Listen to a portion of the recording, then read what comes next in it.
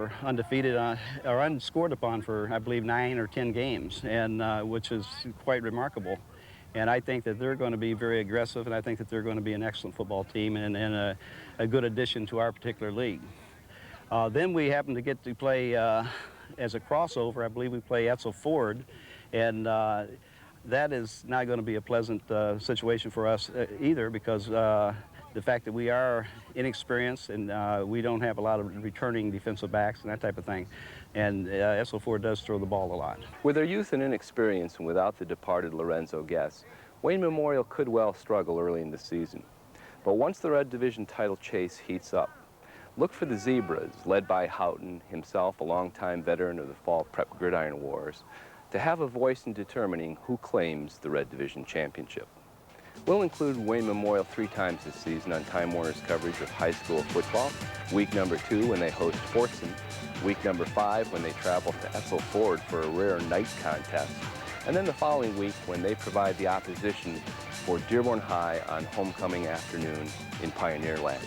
Next, can a young and inexperienced Fortson team repeat the success which last year's senior-laden team enjoyed? We'll find out when Pigskin Preview continues right after this.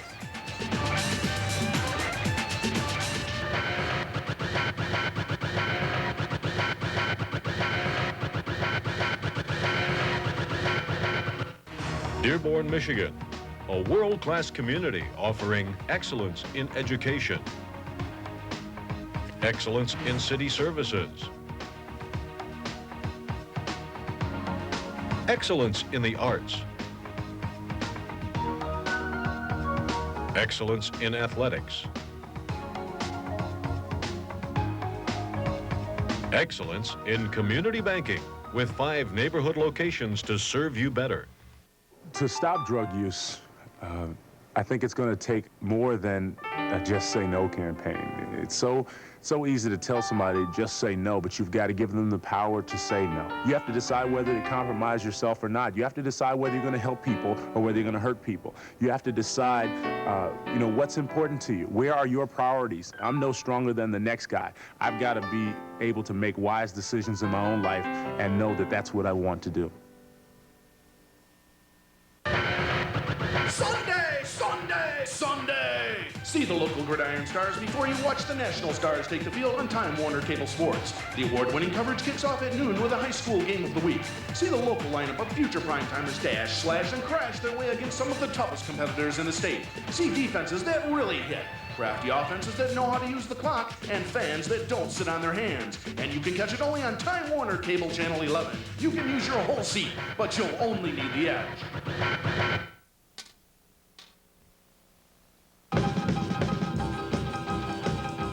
Take a trip back in time at Oldies and Goodies, where the atmosphere and food capture the style of the 50s. Bite into our BB King spicy chili burger, vegetarian burger, turkey burger, or shake it up with 32 flavors of ice cream and yogurt. For a nostalgic trip back in time, visit Oldies and Goodies. Let the good times roll. Located on Michigan Avenue in Dearborn.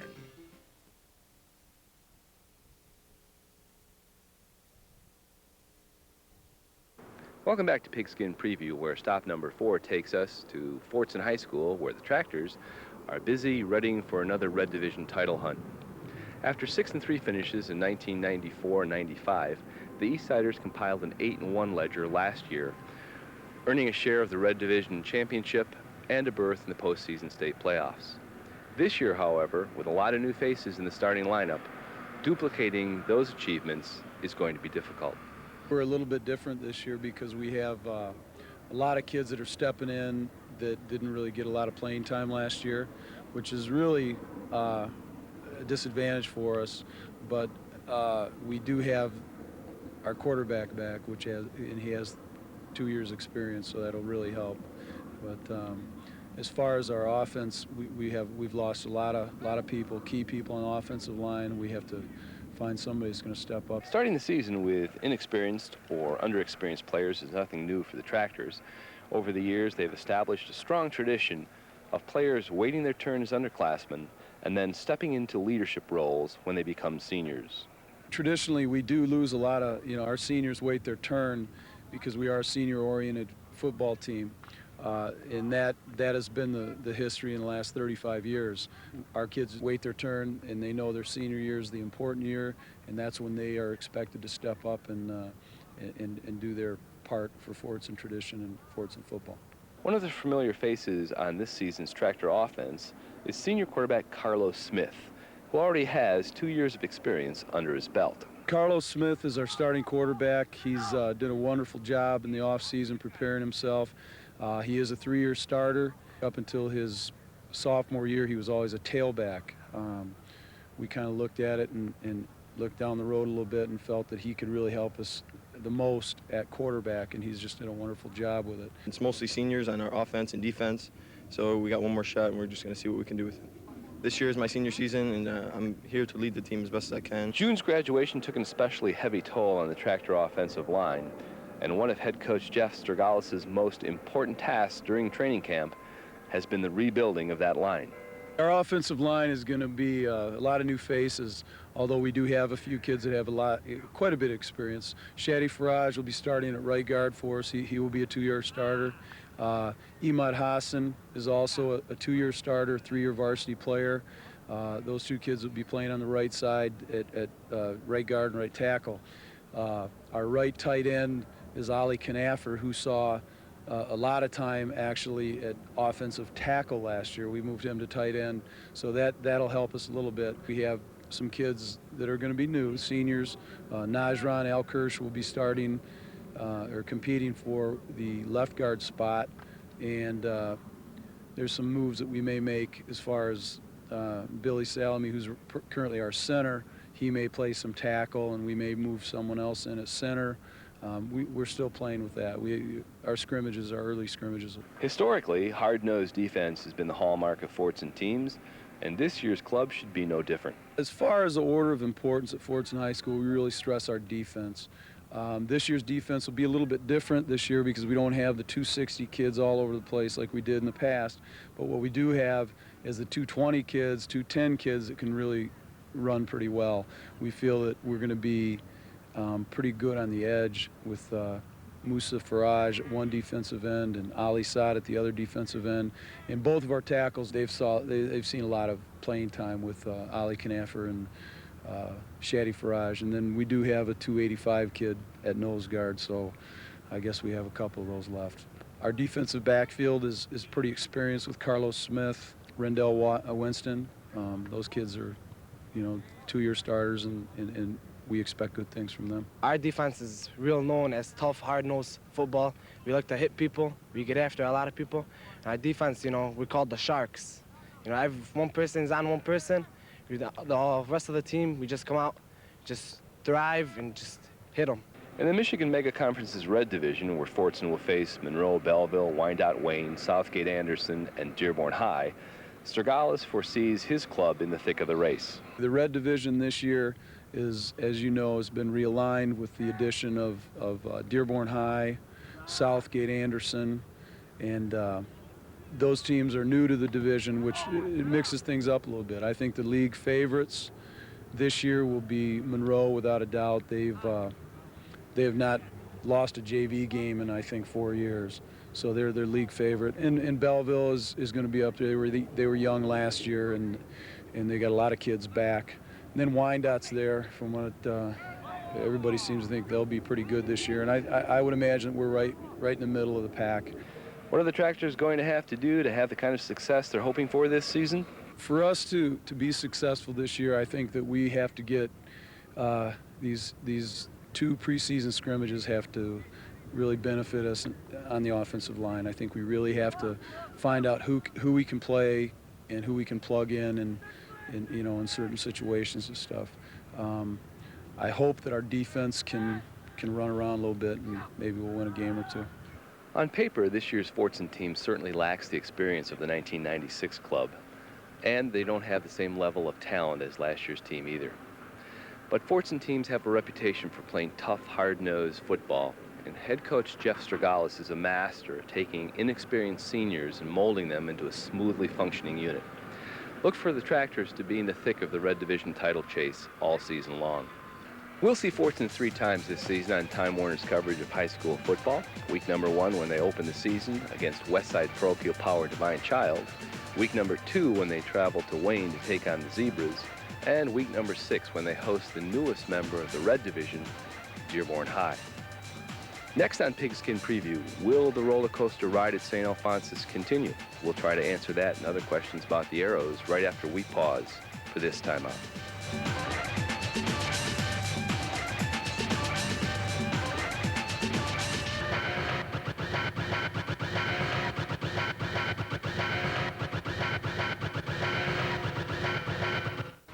Dearborn, Michigan, a world-class community offering excellence in education, excellence in city services, excellence in the arts, excellence in athletics, excellence in community banking with 5 neighborhood locations to serve you better.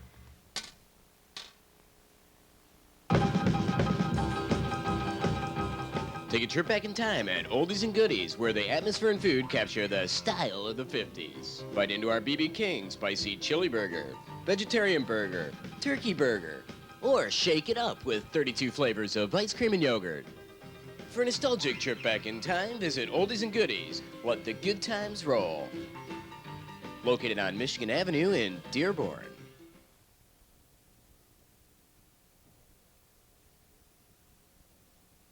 Welcome back to Pigskin Preview.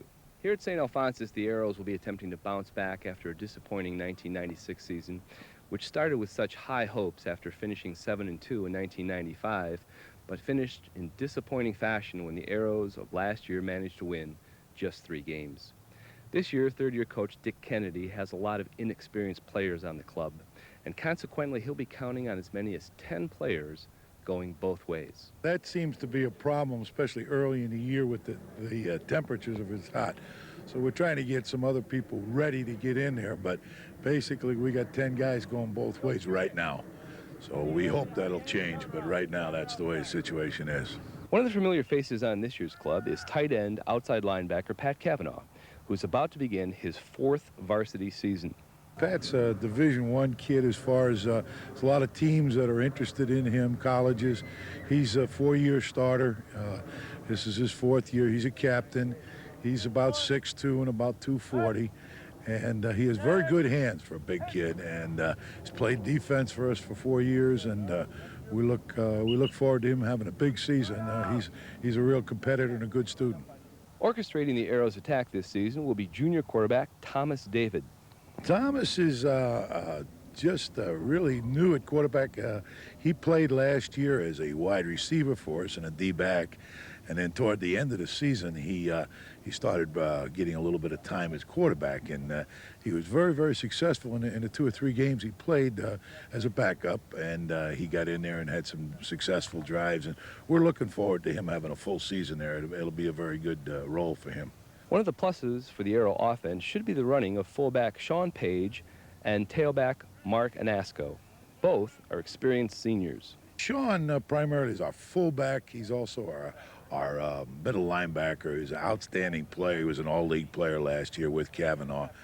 And Sean, as a linebacker and as a fullback, he's a devastating blocker. He's a very, very good blocker, and that's primarily what our fullback does. He will carry the ball, but primarily he's a blocker for the tailback, and he's a big, strong kid, and he likes to hit people. Anesco is very, very small.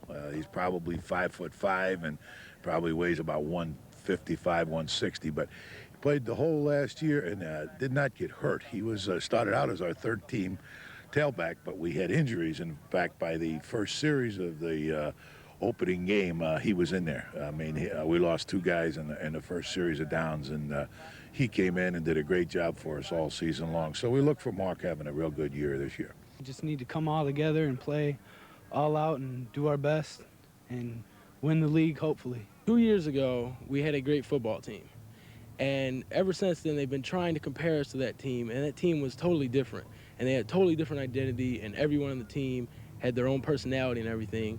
Well, this year, everybody on this team has their own personality, and we're not trying to hide behind us one certain player as a running back or anyone. We're all trying to form together to win this championship, which we hope that of our division, which we hope that takes us to the Pontiac Silverdome. We don't have any goals this year, but basically just take it all this year. We have a lot of confidence, we have a lot of good players, and it's not immaturity like all the other years. This year we actually go do something. This year we're going to be tough, we're going to keep on coming at you. Our first game is Strine, it's going to be another game just in our book to win, and we're coming for you. Just to let you know that. Come out and see a team that's going to be winning this year. Kenny is a 3-year starter. He's been our starting center for 2 years, and this year he'll be our starting center again. Defensively, he plays as what we call our defensive end, and it's depending upon the defense where he lines up. He has experience, he has very good feet, and he's very, very enthusiastic. He's a real go-get-him type guy. Lawrence Grimes is a tackle. He's a big kid. Played last year, started most of the season as a defensive tackle for us. He probably is about 5'10" and probably weighs about 265, 270. James Lester is a sophomore. He's but a very, very big kid. He's 6'4", and he's about 280. And we look for him to have a real good season. He's a very hard-working kid. But as I say, we're young, and our sophomores have to develop quickly for us to be a successful team this year. Kennedy's crew will once again be competing in the Catholic League CD division against the likes of Detroit Holy Redeemer, Detroit Loyola, Wyandotte Mount Carmel, Hamtramck St. Florian, Taylor Light and Life, and Marine City Cardinal Mooney. We won the championship 2 years ago, and then Redeemer took the crown last year. We played them a great game at Forts, and actually lost 21-7 on 2 kickoff returns. They ran 2 kickoff returns back on us, and basically, other than that, it was just a great, hard-hitting game. Now, when you go Loyola has a very small squad in terms of numbers. They're probably only 20 kids, but they have some outstanding athletes. They're very much like the Poors. They got some real big kids that a few of them are definitely Division I players, and we don't know how quick they'll gel. They've got a new coaching staff, and so it'll be very interesting. We have to play them very early. We play them the second date, which makes it hard for us. We play Shrine in the opener, and they're returning as champs of their division. So our first 2 games are going to be very, very hard. The rest of the league is Cardinal Mooney and us are pretty much about the same thing. They were champs from years past, but they've lost a lot of people like we did. So it's a question of getting off to a good start, and if, as they say, these sophomores, if they gel together and mature, which they'll have to do, then I think we can have a pretty good year. What will it take for the 1997 Arrows to enjoy the same success as their 1995 counterparts? For us to be successful, I mean, we have to get better on defense this year, and offensively, we have some weapons. We've got a very great receiver out there. He's a sophomore kid, and he's gonna play very well for us, Travis Spencer. And if Thomas has a good year throwing the ball for us, and we're able to get those big linemen moving, we should be able to move the football and control the ball. If we control the ball, we should be able to control the game. Defensively, we look for improvement. We think we're going to be better, but you never know until you get going. St. Alphonsus will put a young and inexperienced team on the field this season when they begin their campaign on September 6th. But Kennedy believes that if the team can come together and gel during the 9-week season, that they have an excellent opportunity to recapture that CD Division championship they won 2 years ago. We'll see St. Alphonsus twice this season on Time Warner's presentation of high school football. Once will be week 3 when they take on Wyandotte Mount Carmel, and the second time will be 2 weeks later when they host Hamtramck St. Florian in their annual homecoming contest. Our next stop on Pigskin Preview will be Etzel Ford, where head coach Jack Bridges faces an interesting challenge putting together this year's ball club.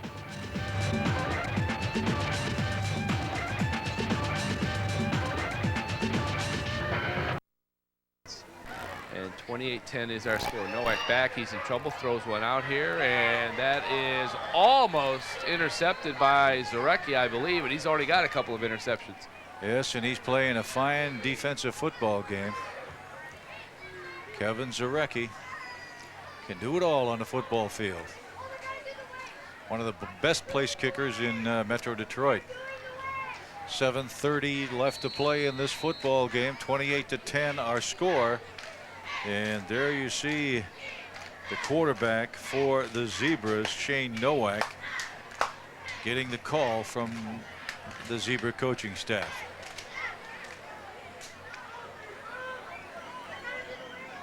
Second and 10. Clock running.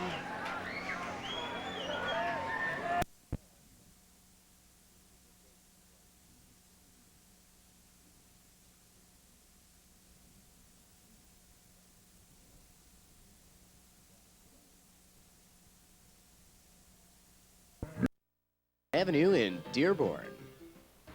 Dearborn, Michigan, a world-class community offering excellence in education, excellence in city services, excellence in the arts. For your school.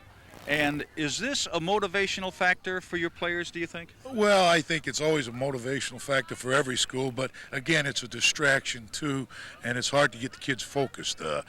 We've had a whole week of Spirit Week, and it's been fun. It's great for the school, but it's hard to keep their heads into what they're supposed to be doing today. Dick Kennedy, I know you have to get with your ball club.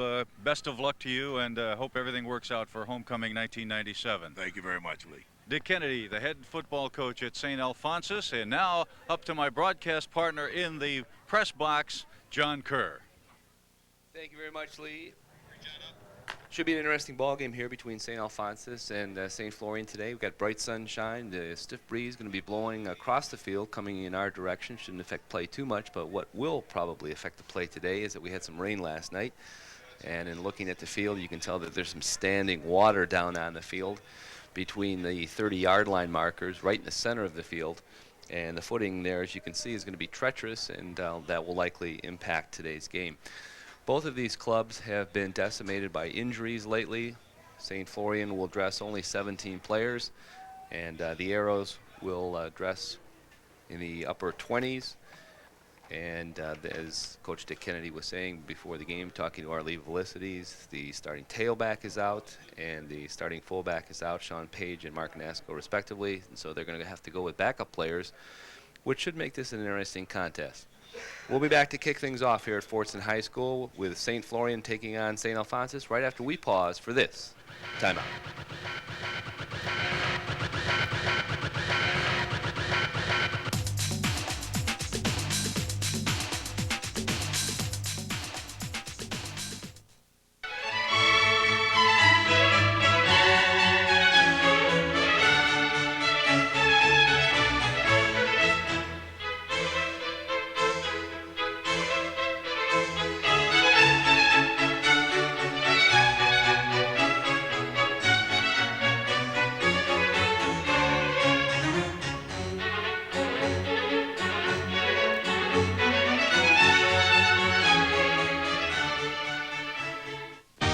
For 70 years, Fairlane Ford has taken pride in the used cars and trucks we sell. And now, Fairlane Ford is going to do something unprecedented. Every used car and truck will be backed by a 30-day warranty. Every used vehicle will be put through our exclusive 90-point inspection. At Fairlane Ford, we're doing more than selling used cars. We're giving you peace of mind. Fairlane Ford will make a believer out of you. Fairlane Ford on Michigan Avenue, just east of Southfield in Dearborn. Welcome to the Time Warner Game of the Week. We're at Fortson High School, where today the Arrows of St. Alphonsus will take on the Lancers of Hamtramck St. Florian in the homecoming game, 1997, for the Arrows of St. Alphonsus. And here, our national anthem as we prepare for the opening kickoff.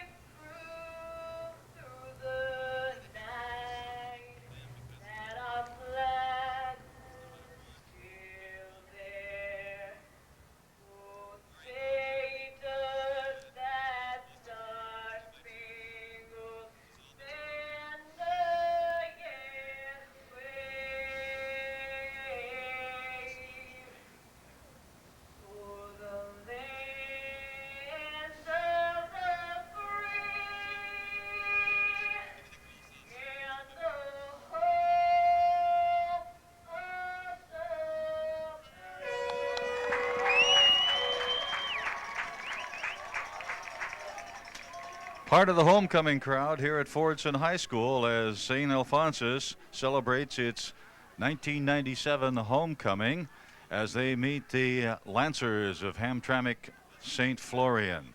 This was the scene a few moments ago as the team came onto the field.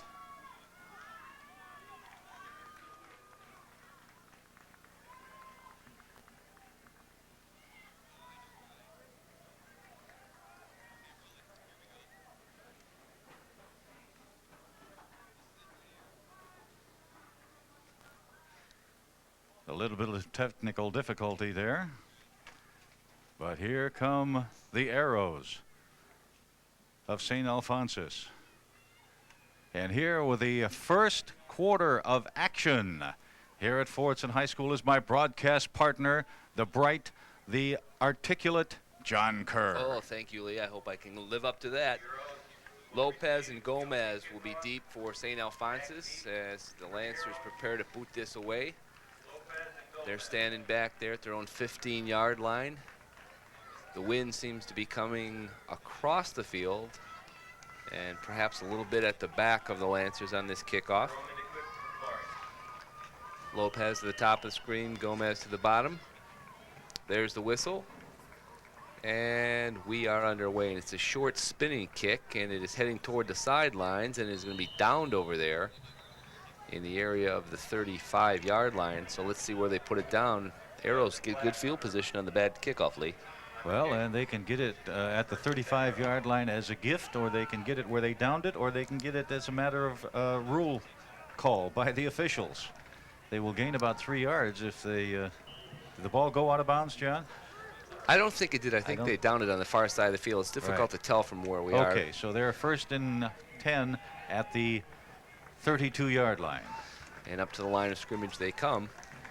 Thomas David, the quarterback. He's a junior. And one of the setbacks back there is number 40, Perez. And there's a quick pass out there that is caught by number 14, Travis Spencer. And Travis caught that right at the line of scrimmage. He had to go down on one knee. So it'll be a complete pass and no gain. No gain, so we've got a second down coming up, although the down box, John, is moved back a yard. So they might have caught that ball for a 1 yard loss. Not the way you want to start the ball game. Number 42, Heipner, is in the backfield. And they're going to give it to the second guy through, and that's Rolak.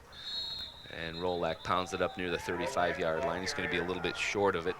We'll give him 2 yards on the play, and it's going to be 3rd down and let's call it 9. The scoreboard is not functioning here at Fordson High School. It is not working. It is full of zeros at this point, and that's not good for anybody. Not good for anybody is right. All zeros. Heipner and Rolak in the backfield, and it's going to be David looking to roll out. He's in trouble now. Ducks under one guy, steps up into the middle looking for a block, and he doesn't get it, and the Arrows are going to have to punt it away here after the first series. He almost got back to the line of scrimmage, but not quite. He lost about 5 yards, and here is the replay as Tommy ducks away from a couple of attackers. Ducks under that one, but he is hauled down short of the line of scrimmage. There is the punt, and it is a short punt. Well, it takes the St. Alphonsus roll, and it looks like he's going to get a net about 6 yards, maybe 7 yards on that. Pat Kavanaugh, the punter. Right. 41-yard line. He had good height on that one, but it didn't go anywhere. And so St. Florian will have the ball for the first time. The wind is very gusty out there down on the field, John, and we might notice or take note that the wind could have an effect on both the kicking game and the passing game. It's certainly not a continuous strong breeze, but it does gust very hard at times. Jeroman will bring him up to the line of scrimmage. Man in motion, and they're going to give it right up the middle. And not a lot there. That's Jordan carrying the ball. Jordan taking it down near the 36-yard line. We'll give him 4 on the play and call it 2nd and 6. Jordan, the big fullback, has 98 yards and 11 carries for the Lancer offense. And he picked up 5 more there, so he's over the 100-yard mark.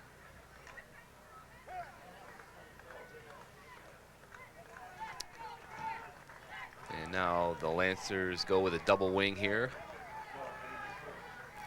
Jeroman sends the man in motion, and they're going to go with the fullback right up the middle. And the big fullback spins into the line there and goes down after taking it inside the 35. And he's not on my roster, Lee. He isn't?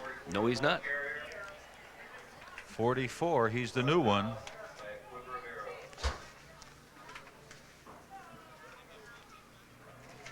Well, we'll check him out.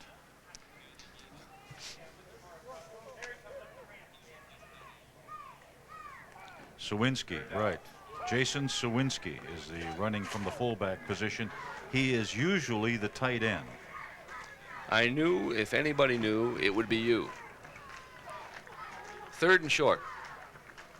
There goes the man in motion. Jeroman calls the signals. He's going to look for the first down himself, and he's going to be real close. It's going to be dependent upon where they mark this one. The official coming in, and he's saying it's going to be short.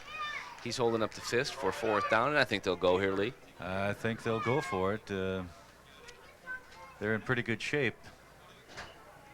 And here is the replay, John, as he bangs up into the middle. A lot of people standing up there, and that's not the technical approach. You should be down with your shoulders square and your legs apart. Well, we thought this was a lot closer than the official did. The one official signaled 4th down right away, and they must have had second thoughts, and they're going to bring the chain in from the far side of the field and stretch it out. By gosh, they made the first down.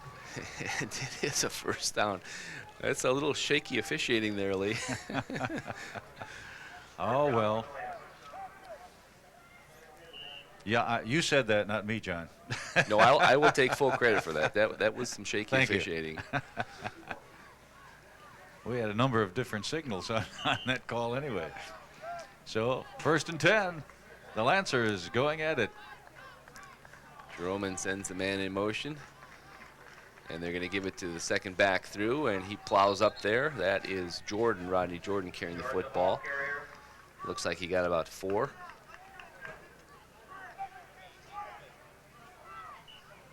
Ball sitting on the 27-yard line.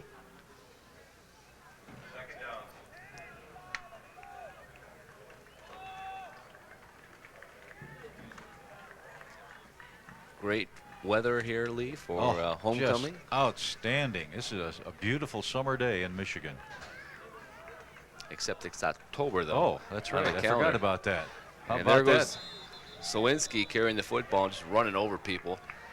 Big fullback. Of course, when you're a tight end and you get a chance to carry the ball, you really want to hit people. And that'll be another first down. Did you pick that up off the scoreboard, John? No, I didn't. The scoreboard is now not illuminated. Now there are no zeros on the scoreboard. There is nothing. No zeros, no 1s, no 2s, no 3s, no 4s. All right, we get the idea. We get the idea, yes. Okay. I wanted to do the whole thing, I know John. you did. Gee I know whiz. you did. We only have 60 minutes of tape, though, Lee. Here we go now. 1st and 10 for the Lancers. They've got a couple of first downs on this first possession. Man in motion. And he gets the ball, and he's going nowhere. Number 17 for St. Alphonsus. Smell that one out. And that's Lamondre Bonney. Lamondre made a great play. He penetrated, made the penetration past the line of scrimmage and was not fooled by the fake. And here he is, Lamondre, coming across the line of scrimmage. Did not take the fake, and bang, there he catches the ball carrier and finally hauls him down. 5-yard loss on the play, so it's going to be second down now at 15. Ball sitting back on the 25-yard line. Jeroman calls the signals, and back he goes. Wants to put it up, and he's in trouble, and he's going down again, and there's number 17 one more time. That's Bonney. Lamondre Bonney getting that job done. Along with Tony Strong making the penetration from the line of scrimmage. They had a 6-man front defensively. Here is the replay. Now watch Bonnie. There's Bonnie. And coming to help him out is Strong. Bonnie, just a 10th grader. And Jimmy Canning. 7-yard loss on that. It's going to be 3rd and 22. You got a 4-man front defensively. And back goes Jermaine. Throws one out there. He's got a man down there. That ball is intercepted as it comes up short, and that's number 85 running with the football. And he cuts it back the other way, 89 rather, and that's Gomez. And Gomez brings it all the way out to the 31-yard line, and the Arrows are in business. The Arrows are in business at the 39-yard line as Mike Gomez picks off the long pass by Jerome. Jerome has had a pretty good season. He's 15 for 31. He's had 2 touchdowns running and 2 touchdowns passing, but not here. Watch this. Watch this as Mike Gomez plays it perfectly. Backs up with the ball in the air, a little bit of a wobble, and Michael picks it off and starts his way back. Heipner in the backfield. And they're going to give it to the other running back, and he's got some running room as he comes to the line, and he is off to the races. Wow. 40, 35, 30, 25, 20, 15, 10, 5. Touchdown Arrows! Nicholas Rolak. A freshman, John, a freshman. Unbelievable. 69 yards by Rolak. And he had some good speed here going down the far sideline, Lee. Yeah, he really rolled. Here is the break down the far sideline. Here he is. Now he breaks the tackle there, and he is off to the races. He said, I can run the distance of that chalk line. Just watch me. Nice run by Rolak. And we have, I believe, a timeout here. We've got an injured player on the field, and Dick Kennedy is going out there. He really can't use any more injuries, and we'll be back with more. It's number 14, Travis Spencer. And Dick Kennedy is calling for some help.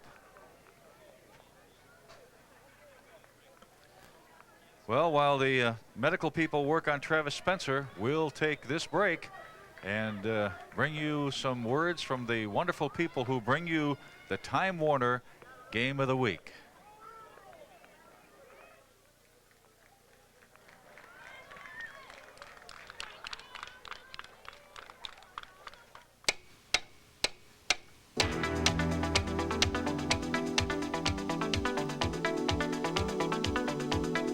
It's about time.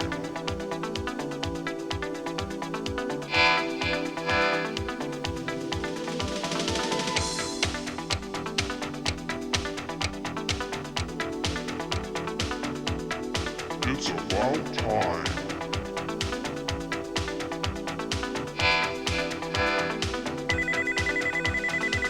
It is about time. In case you haven't heard, Time Warner Cable has been on time more than 99% of the time for all service and installation appointments. That's our on-time guarantee. On time. Every time. We're so committed to being on time that we'll be there when we say we will, or you'll receive free installation or a $20 credit on your service call if we're not. Time Warner Cable's on-time guarantee. It's about time. Welcome back to Fortson High School, where we have a 7-0 lead for the Arrows of St. Alphonsus. A 69-yard run by Nick Rolak and the extra point kicked through. And we have a 7-0 lead for Dick Kennedy and his Arrows. Last week, the Arrows lost to Loyola 8-7. As we get focused on the kickoff. Down deep for the Lancers. Jordan back deep for the Lancers. Jordan and Sawinski, I believe. No, Jeroman.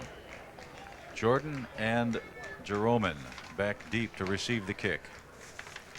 Here comes Kavanaugh, and there's the kick, and it's a bouncing kick, and it's knocked down and picked up at the 24-yard line, up to the 25, up to the 30, and that's where the Arrows greet him and will throw him into the mud. And so St. Florian will start from the 34-yard line. Their second possession, trailing 7-0. It is a little muddy down there, isn't it, John? Right in the middle of the field, and that strip that always seems to be a little slippery here at Fordson High School. Even with all the sunshine we've had today, it's still actually wet out there and muddy.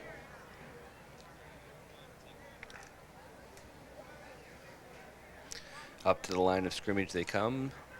Jeroman will once again be the quarterback. And Sawinski is the lone setback, double wing. And ball's on the ground, and I think Jeroman got it back again. He's going to lose a couple of yards. Let's make that 1 yard, so it's going to be 2nd down and 11. And not the kind of start you want for your drive. No, it certainly isn't, and they're very quickly over the ball again, but they changed their mind and now go back into the huddle. The center, Terrence Jackson, decided that he was ready to run the second play, but no.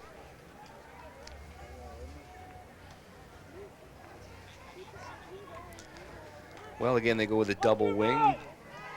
Jordan and Smith. Now Jordan comes in motion, and they're going to pitch it to him, and he's going to try and turn the corner, and he's not going anywhere. Big number 50 shooting through, Lee. Jim Canning making the stop there, and that's about a 7-yard loss. Well, maybe a 8-yard loss.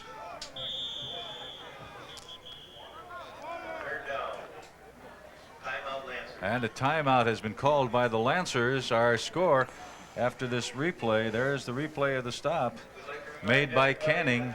A timeout called by the Lancers. We'll be back with more action here at Fordson High School as we hear these words from the great people who bring you the game of the week on Time Warner.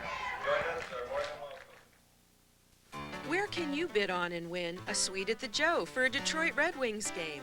A getaway weekend for 2 in Myrtle Beach, South Carolina. At the Dearborn Chamber of Commerce Potpourri Street Auction. All these and loads of other items. Come and enjoy a silent and live auction, a raffle, food, dessert, and wine. The Dearborn Chamber of Commerce Potpourri Street Auction. Friday, October 24th at the Fairlane Club. For tickets, call the Chamber at 584-6100. Welcome back to Fordson High School, where the Arrows of St. Alphonsus lead the Lancers of St. Florian by a score of 7-0. But the ball is in the hands of the Lancers, and they have a 3rd and 20. Well, the last 5 plays, Lee, the Lancers have been going the wrong way. They have been going backwards, haven't they, John? Yes, they have. I thought maybe it was my perception of what was happening, but no, you're right. They are moving in the wrong direction. And this is not exactly where you want to be on a muddy field, down 7-0, going the wrong way and looking at 3rd and 20. They're going to throw here, try to get this back all at once. Penalty flag flies, and that's number 87 trying to get to the outside. He's not going to make it. That's Skatowski. We'll have to check out the penalty. We got 2 penalty flags, actually. They're both on the line of scrimmage, and it would suggest that either we have somebody offside or somebody in motion. And there's the call. It's going to be motion. Motion against the Lancers, and I would guess that Dick Kennedy would decline this one. I'm sure that he will, and they're going to have to punt it away here. It's going to be 4th down and 20. There's the call, procedure, and as you correctly predicted, once again. Oh, it's great to be right. Declined. Especially on television. Oh, there you go. Well, let's see who they send back now. We got a couple of people dropping back. One of them is Lopez, number 80. How much time left to play in the quarter, John? My watch says 1:21, but that's in the afternoon. That's p.m. I wonder if they blew a fuse on the scoreboard. I don't know, but it hasn't worked from the beginning of this game. Deep punt formation. Lopez is back, and we'll get the other number as soon as he turns. That's number 8, Klaczynski, and it's going to be Lopez who dribbles it, and it goes over to the other side, and I think St. Florian got it. And they did. Oh, tough break for Dick Kennedy.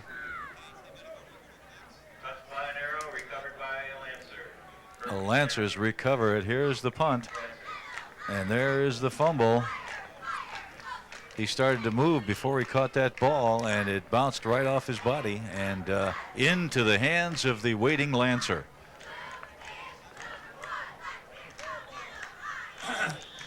Picked up just enough yardage for the first down. Yeah. So it's at the 45-yard line. It's exactly where the down marker was. How was he able to kick the ball that high and that accurately? Amazing. They must have It's practiced astounding. that. Yeah, it Great is. athletes. Superb. How about this, a 7-man front? And here comes the sweep, and there's the slide into third base, and he's out. Jimmy Canning making the stop again, along with the help of the mud there right at midfield and the 40-yard line. And the streak continues. They lose 5 yards on that play. They continue to march in the wrong direction. And here is the, watch the mud now, right under his feet. Whoop! Jordan tries to make the cut, and down he goes right there.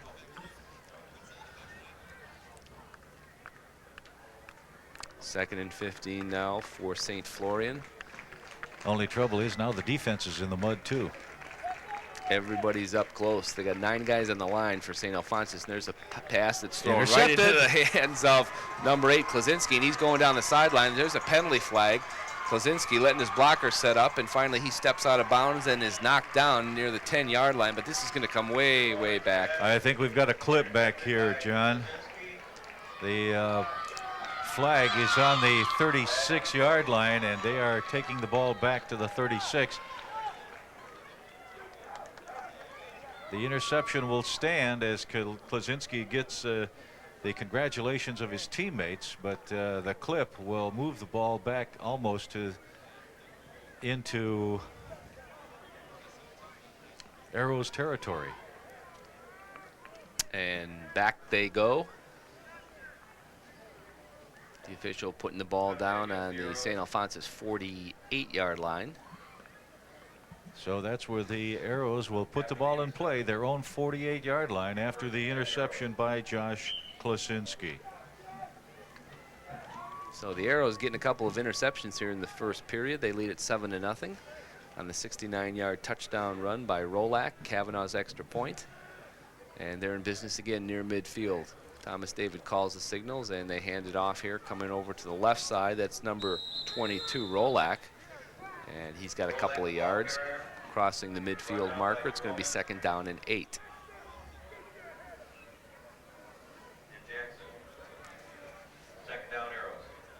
Second down for the Arrows and about 7.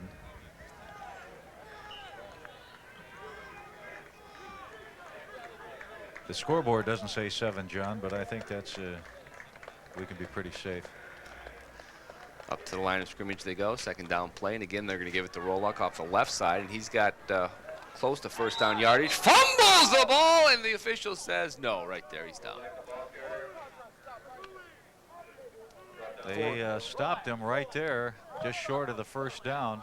Forward progress had been stopped, and they were starting to push him back, Lee, so the official apparently blew the whistle. Let's take a look at that on the replay. Here it is. Now here comes Rolak once again. And he makes the pivot here and gets his forward progress is stopped right there, and they spin him down, and the fumble does not count. Here we're back to action, 3rd down.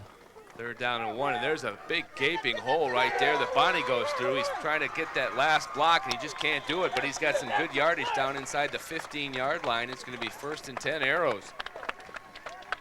Lamondre Bonnie going through a big hole and picking his way very carefully down to the 15-yard line, where it'll be 1st and 10 for the Arrows as they threaten once again with a good, strong running game.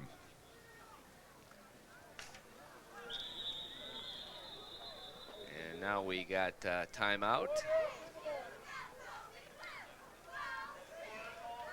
There's a timeout called on the field, and let's take a look at that last play again. Lamondre Bonney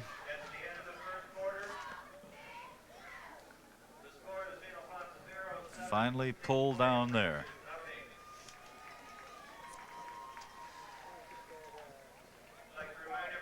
And we're being told now that that's the end of the first quarter. So we've played one full quarter, 7-0 St. Alphonsus, and we'll be back with more right after we pause for this timeout. Recycling is a way of life. And today at Ford Motor Company, each car and truck contains many parts made from a wide variety of recycled materials. That's because Ford was the first automaker to issue worldwide guidelines to its suppliers and engineers on the use of recycled materials. So help us to help the environment. Return, reuse, recycle.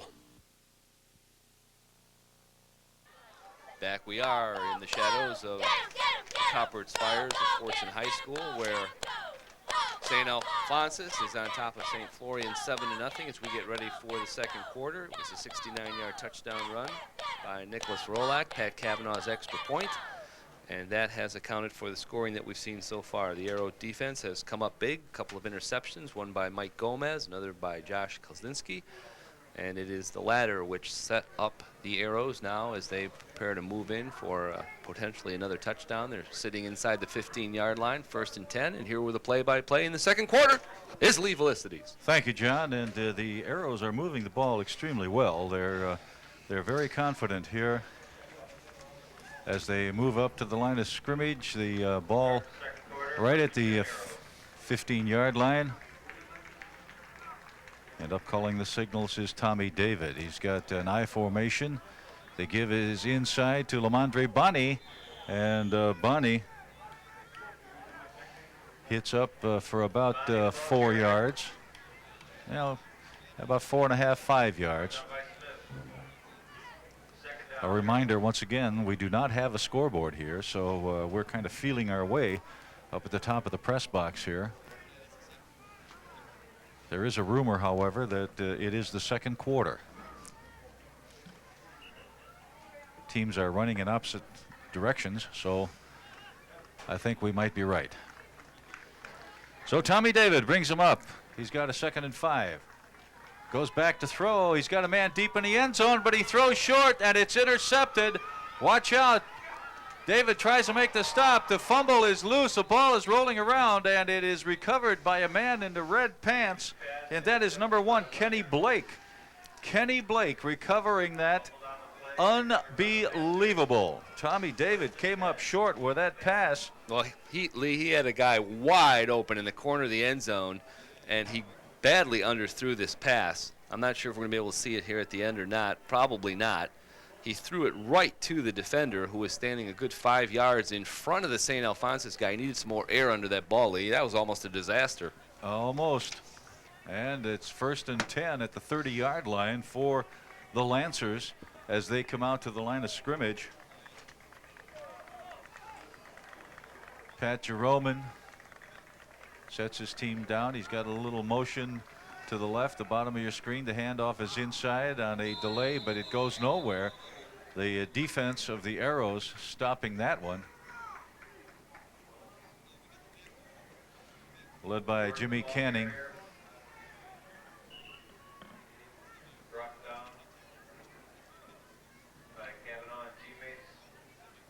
Pat Kavanaugh also in on that stop.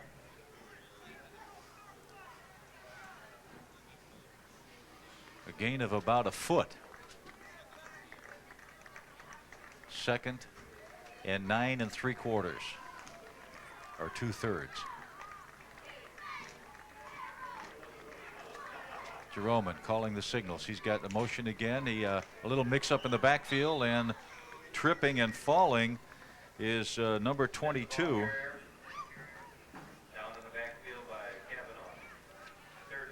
Well, we don't know who that ball carrier is. Even the PA guy doesn't know who that is. Justin Smith.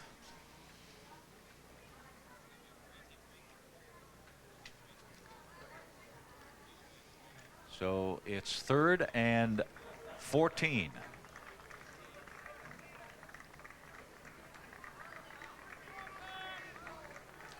Jeroman calling the signals. I formation. He's got a flanker wide to the right.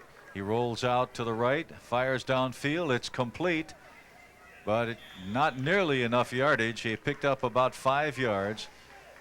The pass went to Kenneth Blake, a 6-foot sophomore, but that'll bring up a fourth and about 7.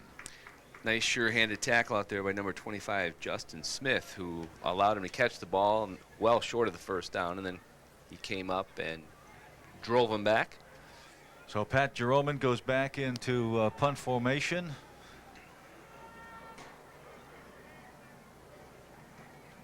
And there is the boot over the head and out of bounds. Josh Klaczynski tried to get back on it, but it went over his head and out of bounds at the 29-yard line. So 1st and 10 for the Arrows of St. Alphonsus at their own 29-yard line. So Dick Kennedy and his Arrows will have another shot at the defense of the Lancers from Hamtramck St. Florian.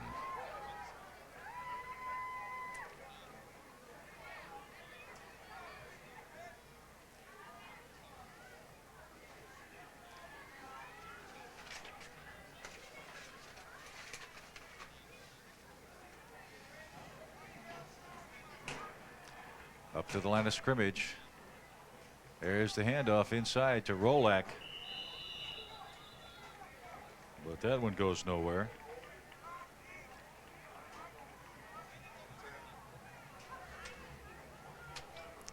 Rolak, the ball carrier, brought down by Jeroman making the stop, so that'll be a pickup of about a couple feet. So it'll be a 2nd and 9. 2nd and 9. The nose of the ball just short of the 30-yard line. Tommy David making the call. There's the inside handoff once again to Rolak. Rolak picks up a couple of yards before he is stopped by Rodney Jordan. Rolak, the ball carrier.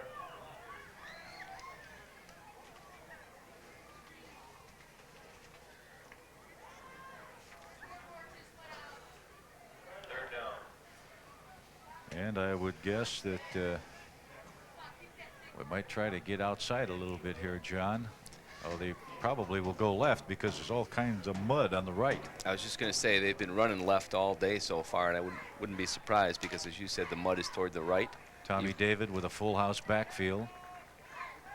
There's a give inside, and we've got some running room. Lamondre Bunny picks up the first down.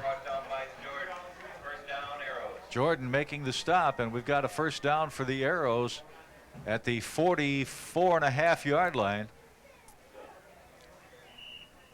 Just made the first down, and the chain gang is moving to the 44-yard line. And Tommy David takes him back into the huddle, and out they come very quickly.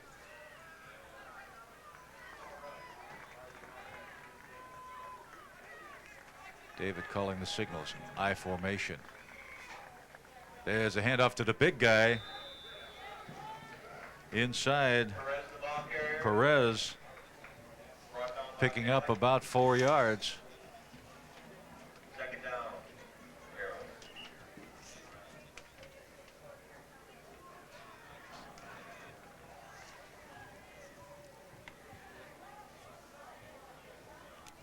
Rodney Hipner. Now we have a mix-up here of number 42.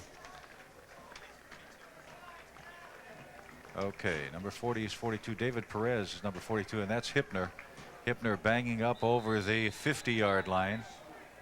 Brian Hipner moves the ball into Lancer territory to the 49-yard line, and it'll be 3rd and about 4.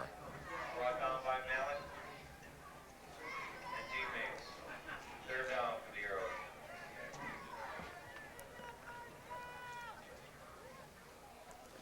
And here come the Arrows. They'd like to pick up this first down here. Once again, I formation, flanker right. They set against the 6-man line. Uh-oh, they give is a fake handoff, and I think he is short. Yeah, he's way short, Lee. What happened that time is that the fullback who was going to dive over there on the left side slipped and fell in the mud, and so Thomas David had nobody to hand the ball to, and he just turned it wisely upfield and took the yard or so. So 4th down, and back in punt formation goes Kavanaugh. And the receiver is Ken Blake, standing at the 30. There's the snap. Kavanaugh gets it off. This is a good one over Blake's head. Bounces at about the 10. Blake picks it up and is hauled down at about the 5-yard line. Nice coverage by Lamondre Bonney and Lopez, Maury Lopez. Great coverage by the Arrows on that super punt by Kavanaugh. Right over the head of the safety. Feast or famine for Pat Kavanaugh punting the ball. The first punt went almost straight up in the air. He got 6 yards on it, and then that kick he got 45 plus, I think. Well, he's making up. He's is trying to increase his average. And he's doing quite well. Second quarter. We have no idea how much time there is left in the second quarter or the first half. But we're in action as the Lancers with a pitch. And that one is moving and finally down after a 10-yard pickup, or close to 10 yards, depending on where they marked the ball as he ran out of bounds. Ball at the 14-yard line.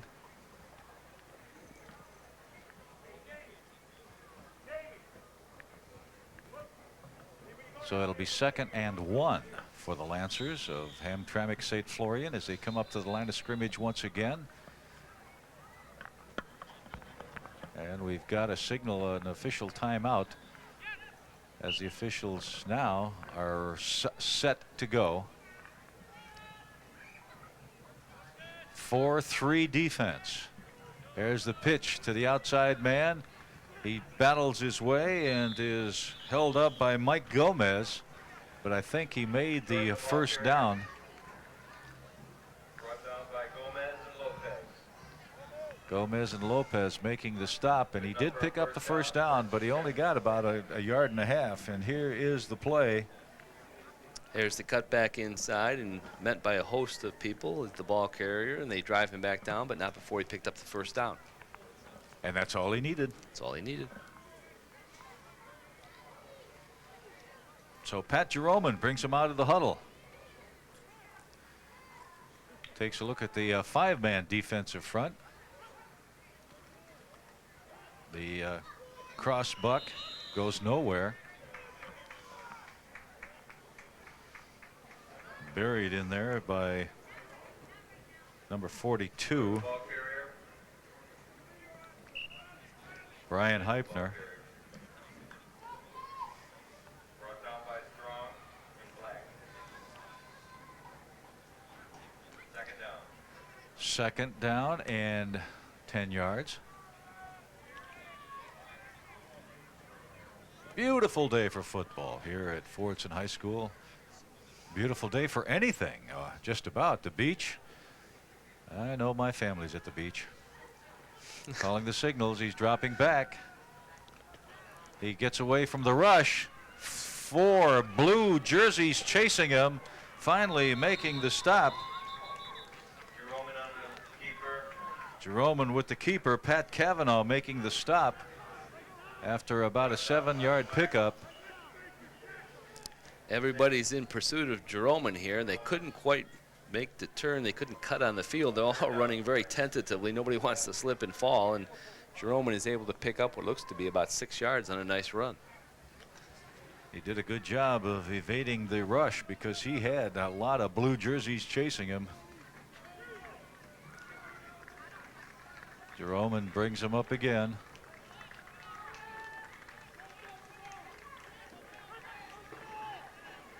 Right straight ahead. He's close to making the first down there. And they signal it's a first down. So the Lancers are starting to move the football.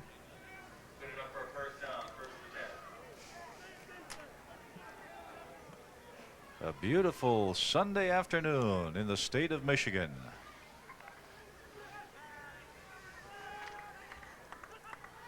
They have quarterback sneak.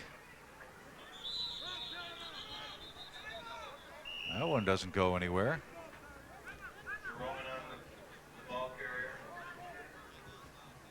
Timeout called by St. Florian. We'll be back with more action here at Fordson High School. Our score 7-0. The Arrows of St. Alphonsus over the Lancers of St. Florian.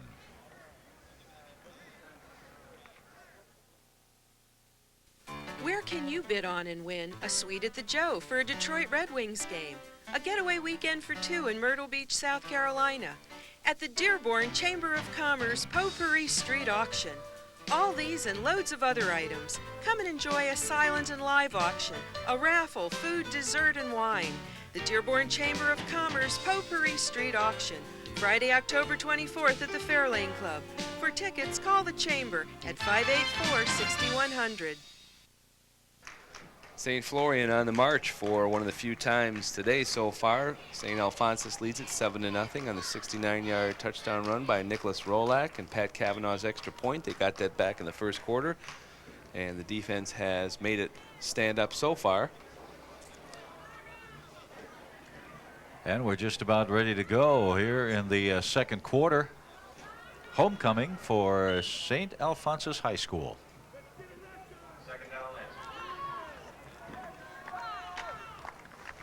And Tommy David looking on as Pat Jeroman brings him up to the line of scrimmage, and a flag here. Looks like it might be a delay of game call. And I believe it is.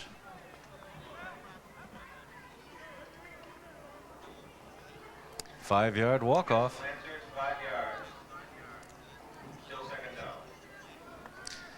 You got me on that one. I think that's the official signifying he has a headache. That may be. And there's another flag. Now they're going to get the 5 yards back, unless they drew him off sides with a little motion. And they're talking it over. There's four of them talking, and the Arrows think it's against St. Florian. And in fact, it is. Illegal procedure, I would guess. Still no signal. The right tackle, I believe, moved a little bit. And now we're ready to go.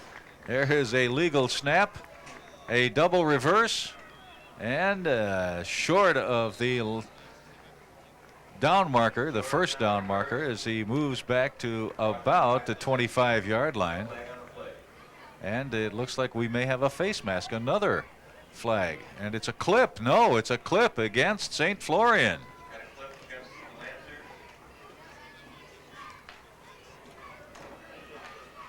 This is an interesting series of downs, John. Or a series of penalties, maybe I should say. Several of these have been interesting series when the Lancers have had the ball. Let's see if in fact it is. Yes, it is against St. Florian. And they're walking it off right now. And they move the ball back to the 10-yard line. So it looks like a second and 30, John. I concur. So the Lancers come out, and Pat Jeroman has got his work cut out for him. He's got one setback, and he gives it. Oh, and how about that for a defensive play? Great defensive play by Pat. I believe it was Maury, Lopez, and Kavanaugh.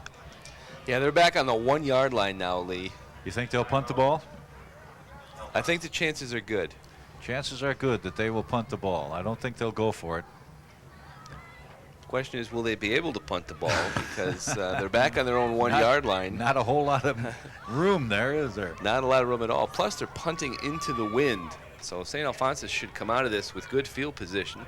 The question is how much time is left in the half, and we have no idea. That is a good question. How much time is left in the half? We have no idea. Maybe they know in the truck.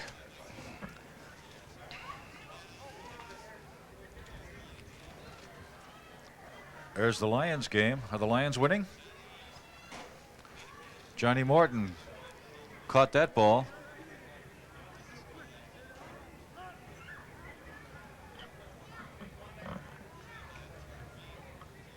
And we're just about ready to get back into action here. The Arrows go out defensively, and now here come the Lancers.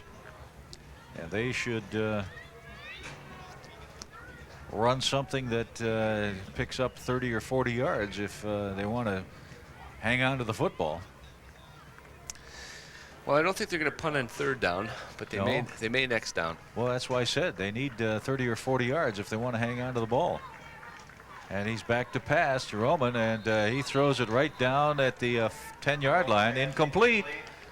There was no receiver in the area. Could he be called for a downing?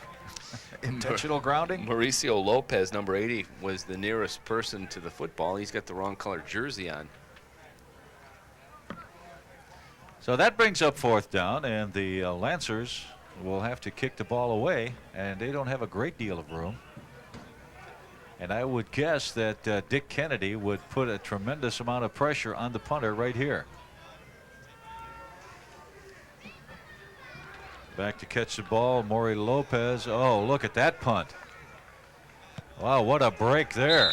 A ball goes out of bounds at the 3-yard line. Can you believe that? The 2-yard line, 2 or 3.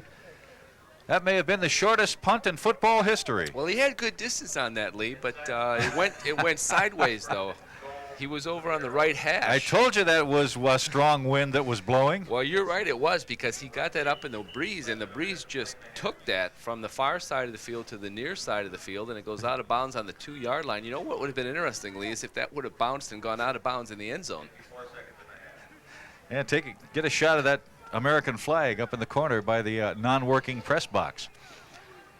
Show how hard the wind is blowing, and here we go. David brings him up to the line of scrimmage. There is the handoff to Rolak. Rolak bangs in. It's a touchdown. Rolak hits in his 2nd touchdown of the day. A little bit shorter than the first one. A 2-yard run. And it's a 13-0 contest. And let's take a look at the touchdown run. Gets the handoff behind the big blue jerseys, and he steps into the end zone. And here, oh, they're going to go for a pair. Full house backfield, they may as well. And there's the handoff once again, but this time he's not going to get in. And it was Rolak who was stopped. He did not make it in our score. Here in the 2nd quarter at Fordson High School is the Arrows of St. Alphonsus 13, the Lancers of St. Florian 0. We'll be back with more action right after this.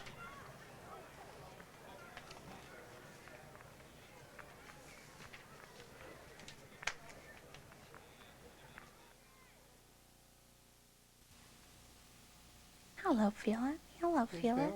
Hello. Hello. I'm Ann Manning, a manager of government affairs for the Ford Motor Company. With me are my husband George and our son Philip. Bringing a baby home has brought so much joy into our lives, but it's also scary to realize how fragile and dependent this new little person is, and how very important it is to make sure that he's always safe. I'm sure you'll agree with us that nothing could be as important as keeping our children safe. Hey parents, always remember your most valuable cargo is your children, so buckle them up. Everybody in the vehicle needs to be properly restrained. The back seat generally is safer for children than the front seat. In fact, all children age 12 and under should ride in the back seat. So buckle them up. It's the law.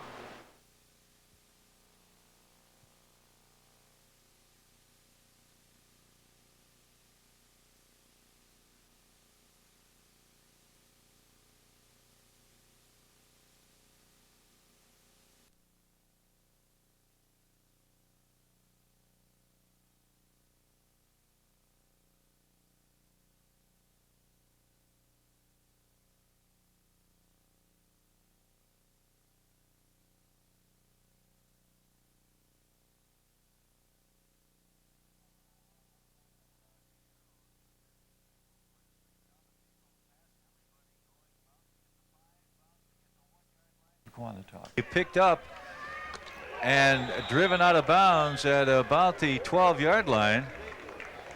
And we've got a flag down there. Rodney Jordan running that back.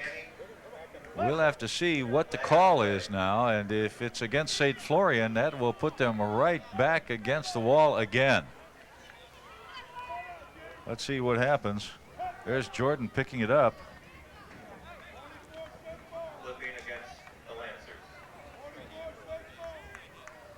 A late hit, and it looks like it may be. And it is against St. Florian. And they're going to mark this back, Lee, and you just called it. They're going to be back where they just were minutes ago when they had to punt from their 1-yard line. There's the walk-off.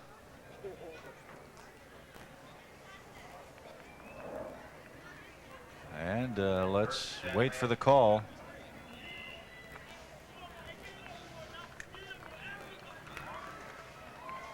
Ball is at the 6-yard line. And we've got a timeout here at Fordson High School. Our score is St. Al's 13, St. Florian 0.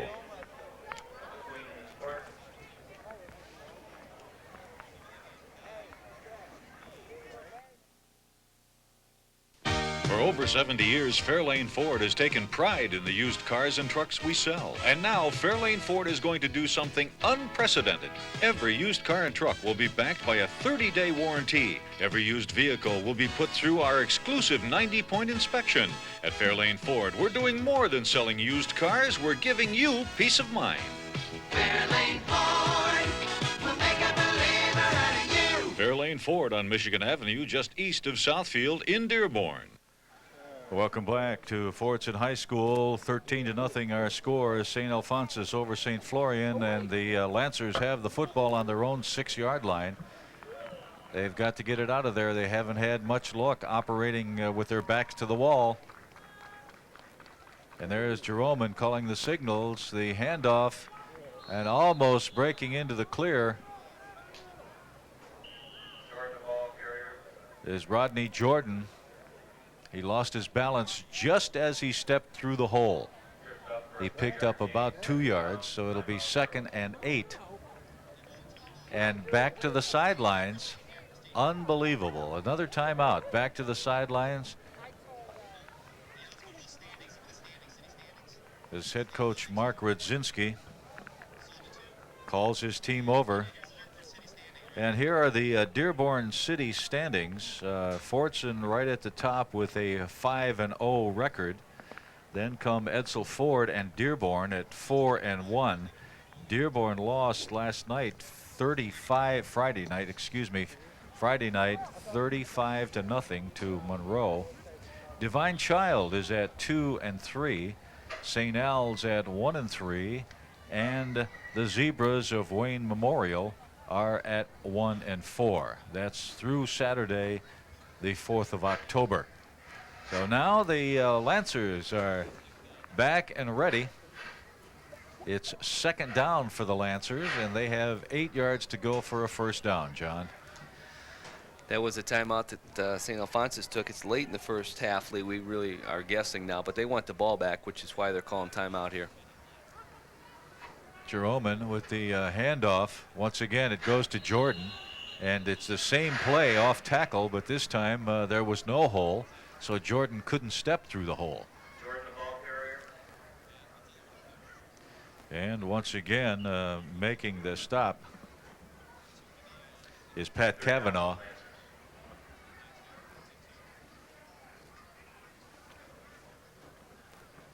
So that'll bring up a third down and about 6. As Jeroman brings him up to the line of scrimmage. And I think that's halftime, Lee.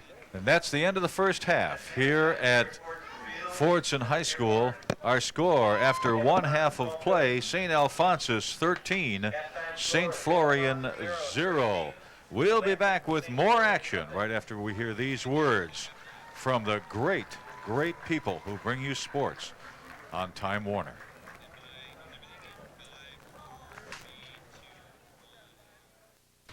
Dearborn, Michigan, a world-class community offering excellence in education, excellence in city services,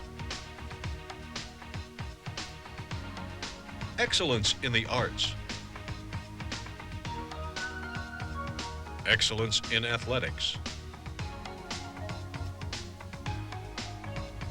excellence in community banking with 5 neighborhood locations to serve you better. Hi, I'm Herman Moore. And I'm Guy Gordon. We've teamed up to tell you how you can help raise funds to benefit schools in your neighborhood. By purchasing a Channel 7 Schools Now coupon book, you receive thousands of dollars in valuable coupons. And the best thing, the majority of the proceeds go directly to your local schools. So get in the game. When a student comes to your door, make an investment in your children's education with the Schools Now coupon book. Join Flagstar Bank, BP Oil, and Jets Pizza, proud sponsors of the Channel 7 Schools Now program. Dick Kennedy and the St. Alphonsus Arrows have had things pretty much their own way in this game against St. Florian, but it is homecoming 1997, and we're going to bring you all the festivities, the homecoming festivities for the Arrows of St. Alphonsus High School. And they have a wonderful group of young people ready to celebrate homecoming as they name the Queen of 1997 at St. Alphonsus High School. So here it is, the homecoming festivities at St. Alphonsus High School. Right by the fence, St. Alphonsus' former principal and longtime friend, Mr.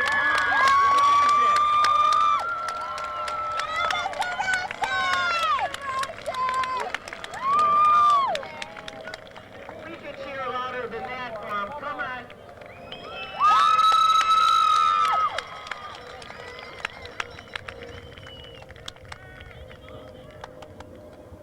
Three of the members of the King's Homecoming Court are playing football today, but I would like to introduce them nonetheless. They are Mark Anasco, number 20.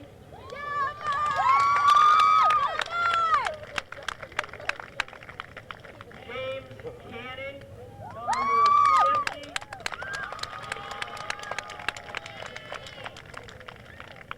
And the homecoming king, Patrick Kavanaugh, number 88.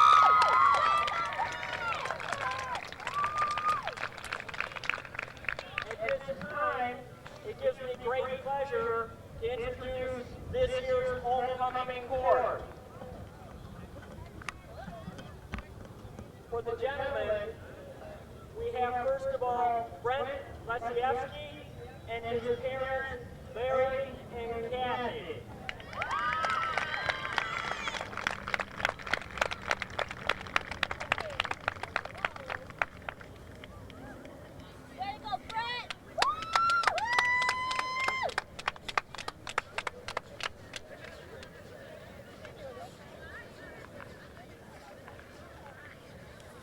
Victor Gonzalez and his brother Belinda.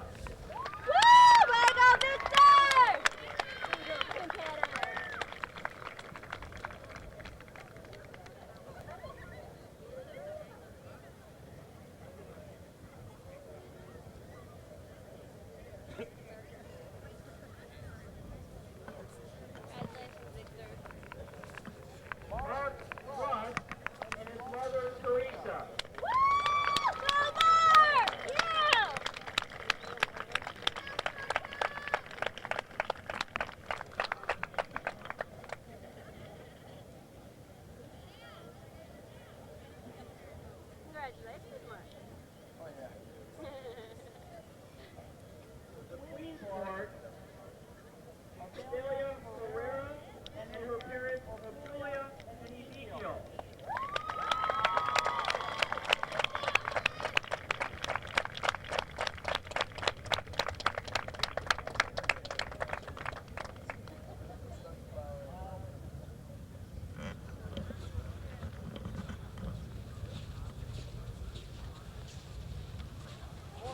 Laura Martinez was escorted by her father Mario and her sister Letty Torres.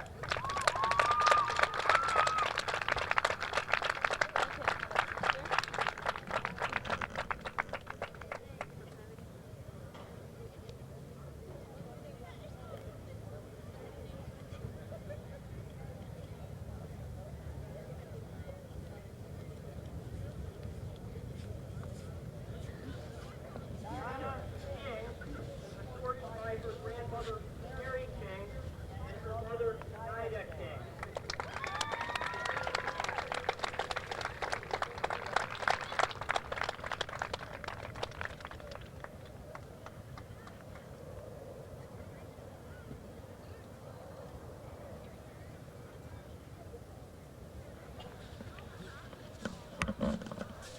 Katie Mick was escorted by her parents Pat and Kathy.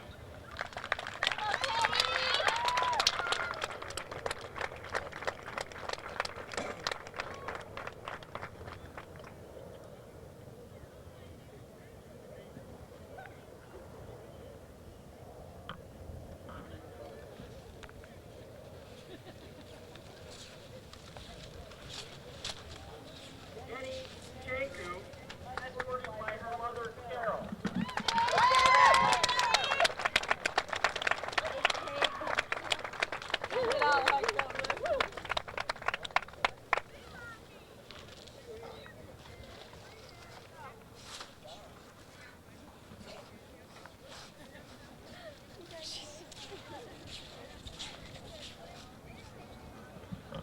And finally, our homecoming queen, escorted by her mother, Jerry Regan, and her grandfather, Ray Regan, Miss Kate Regan.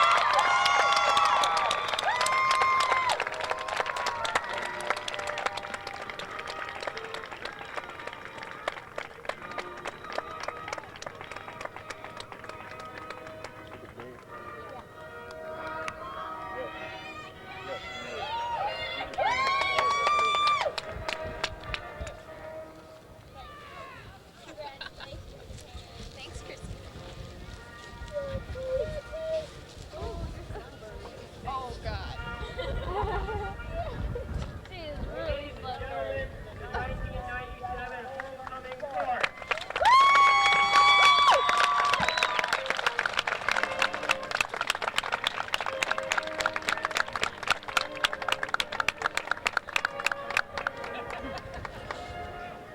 Hold it little by little. At this point, I would like to invite over to Mr. King to announce the results of the cheerleading competition. Yeah, there you go. Come on, Liz. Go for it. I'd like to leave it. Hey, grab it, Vicky. In fourth place, with 15,850 points, the sophomores. In third place, with 15,900 points, are the juniors. In second place, with 16,785 points, are the freshmen. Homecoming trophy with 17,980 points are the seniors.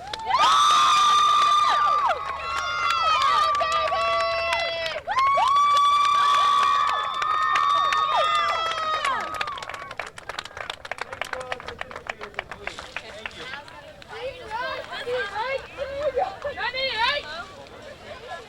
Wait, guys, stand on it still. Hold it up.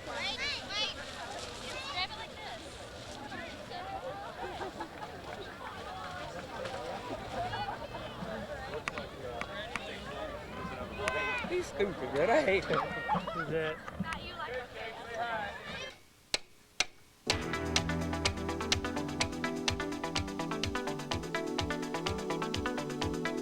It's about time.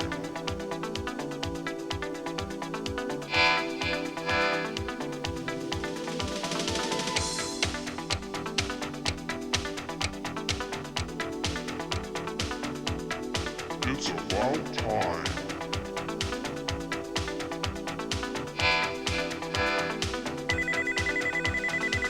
It is about time. In case you haven't heard, Time Warner Cable has been on time more than 99% of the time for all service and installation appointments. That's our on-time guarantee.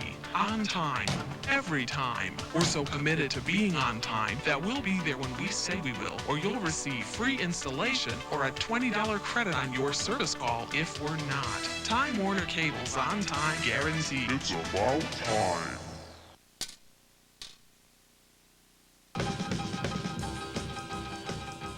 Take a trip back in time at Oldies and Goodies, where the atmosphere and food capture the style of the 50s. Bite into our BB King Spicy Chili Burger, Vegetarian Burger, Turkey Burger, or shake it up with 32 flavors of ice cream and yogurt. For a nostalgic trip back in time, visit Oldies and Goodies. Let the good times roll. Located on Michigan Avenue in Dearborn.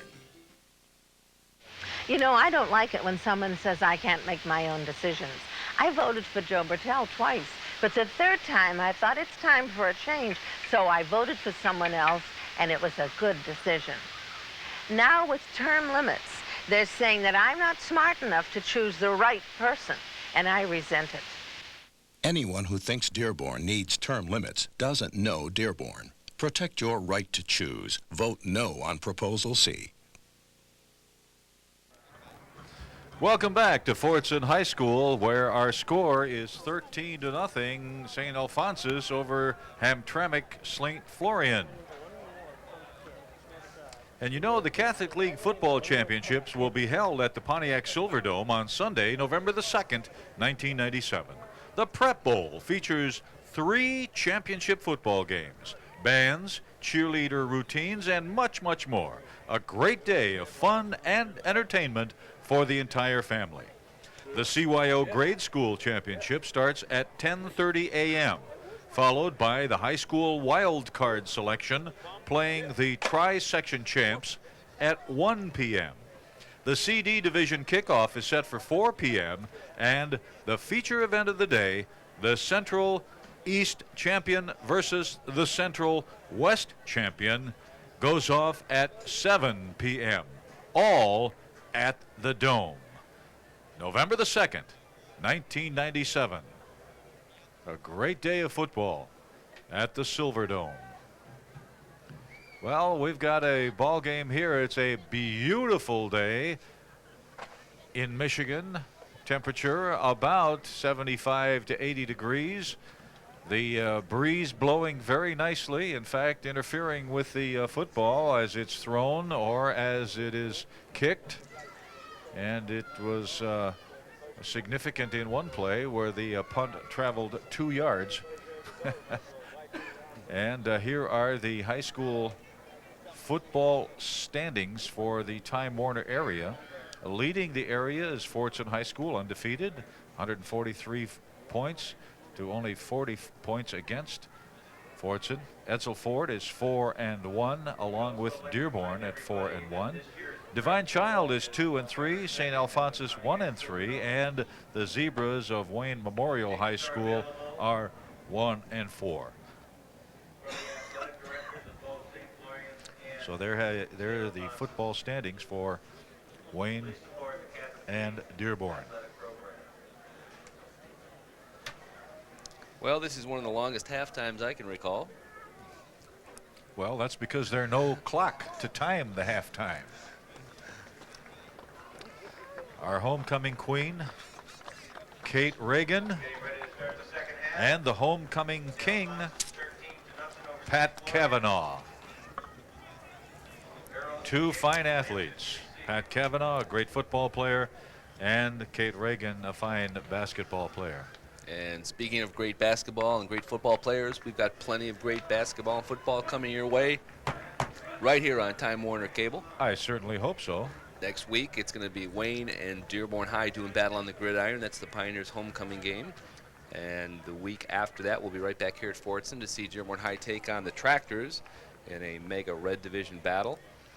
And on the 14th of October, it's going to be girls basketball coming to you from Divine Child as Livonia Ladywood travels to Falcon Town. Just about ready now to kick it off here to start the second half. And here with the play-by-play is the man with the silver tongue, Lee Velicities. Thank you very much, John. And we are just about ready to go.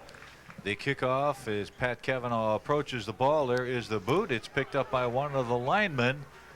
And he moves his way up to the 40-yard line. It happens to be the fullback who picked it up, number 44, Jason Sowinski. There have been some number changes, and it hasn't been easy on us here. Guys changing jerseys. No scoreboard. No scoreboard, and a lot of sunshine and wind. The only thing that could make it even worse is a rainstorm. Well, I don't think there's any chance of that. Very quickly, the Lancers come out of the huddle. And Sowinski, Jeroman, fires downfield. Intercepted to the 40. And finally thrown down by Jeroman. Picking off the ball was Mike Gomez, the safety. Mike, come here, Mike. Mikey Gomez picks it off and runs it back to the 33-yard line. So the ball goes right back to the Arrows of St. Alphonsus. Here's the pass. It's behind the intended receiver, and right there is Gomez, and that's 2 picks in this game for Gomez. Not a bad day. And it's not over yet. You're right. And it's Tommy David calling the signals. There's a handoff to Lamondre Bonnie. Bonnie breaking tackles and moving down to the 20-yard line. And make it the 15-yard line. A nice pickup by Lamondre Bonnie.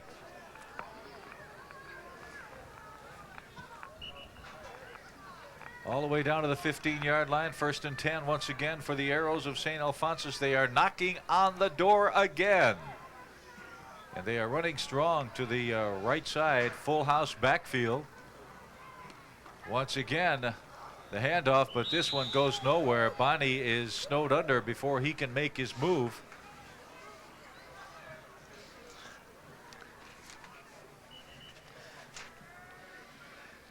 Jason Sowinski leading the charge there. That'll make it 2nd and 10.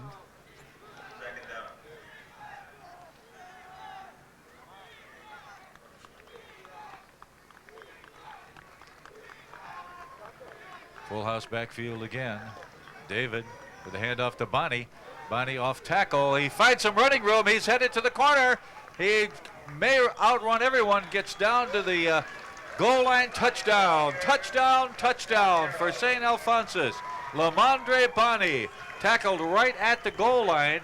The official had to wait before he made the signal, but he was tackled right at the goal line and fell into the end zone. Another touchdown. And here is the call. Here's the replay. He comes into the middle of the line and then bounces it outside. There's nobody there, and then it's a foot race. And Bonnie carries somebody into the end zone there right at the end of the play. Touchdown Arrows. So the scoreboard now says 19-0. Oh, the scoreboard says nothing, I meant to say.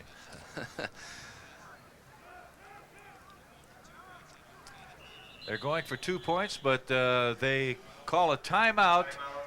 The score 19-0, and we've got a timeout. We'll be back with more action right after this.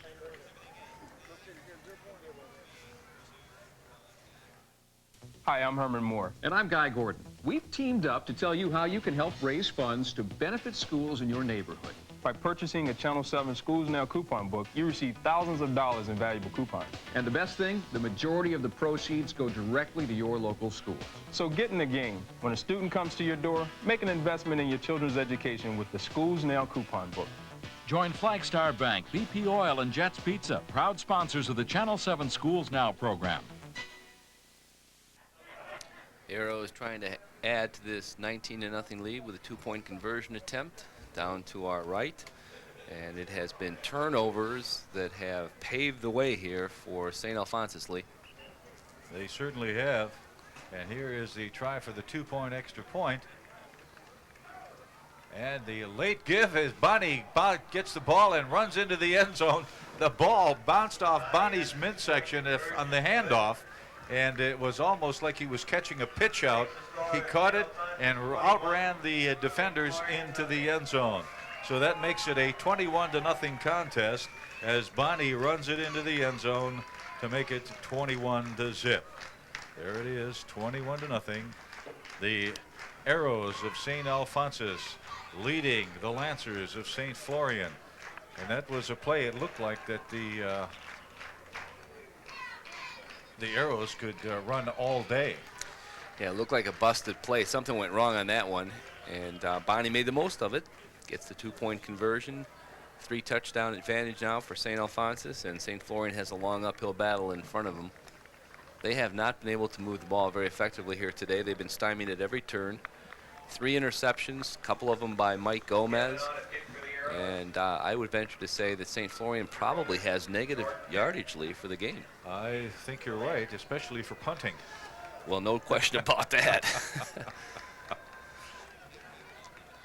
And Kavanaugh kicking off once again for the Arrows of St. Alphonsus.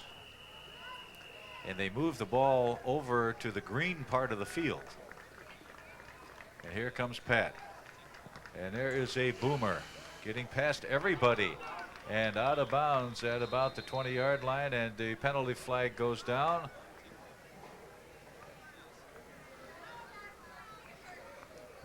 And we'll have to see what the call is here.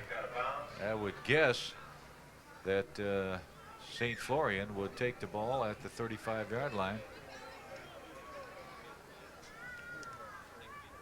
And there it is, placement of the ball at the 35-yard line. 1st and 10 for the Lancers of Hamtramck St. Florian. They trail by a score of 21-0, and up they come to the line of scrimmage.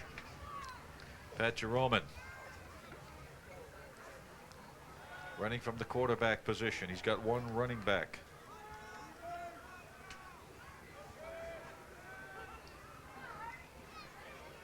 There's the handoff to the wingback coming around.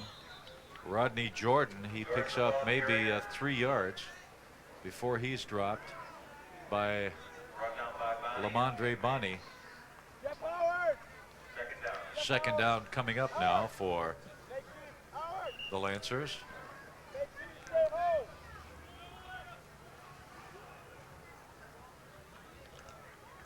Bonnie is having himself one whale of a football game.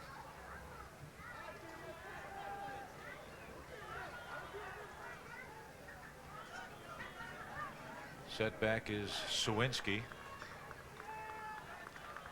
Jeroman calling the signals, gives to Sawinski right up through the middle. He picks up about 5 more before he's finally dropped by Kavanaugh. And Matt Sains. So it'll be 3rd and 1.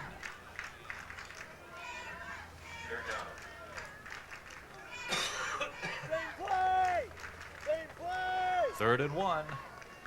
The Lancers would like to pick up this first down. Although we do have a 9-man front in there. Quarterback sneak. Battle. They'll have to see where the ball is placed for Jeroman. Now they signal first down. Black made the stop, and 1st and 10 for the Lancers. Just over the 45-yard line. And Jeroman brings him up quickly. Flanker left. Jeroman fakes, cuts it up inside and goes absolutely nowhere. Jerome keeping the ball. Kavanaugh making the stop at the 45-yard line. He picked up about a foot.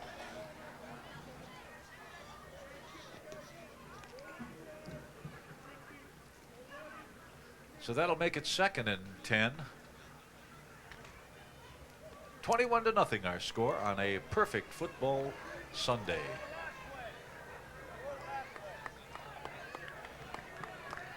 Jerome, full house backfield. Motion away from the ball. There's the quick pitch. Deep penetration by Lamondre. Lamondre and Kavanaugh bring down the runner and just bury him.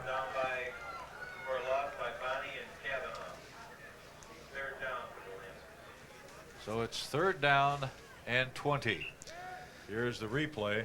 Bonnie is having himself a great game on both sides of the ball. Here he comes upfield from his end position. Smells that play out, makes a nice stop. And he has been running with tenacity when he carries the football. Yes, he has, and playing great defense. Rodney Jordan, the ball carrier there, never had a chance. So it's 3rd and 20. Jerome calling the signals. Motion away from the ball again. There's the delayed draw play. And it's Jordan again, and that didn't fool anybody. And that'll bring up a 4th down. Well, Tony Strong making the stop. Maybe it fooled a couple people because he picked up about 8 yards. 4th and 12. And back in punt formation is Jerome, and back to get that punt.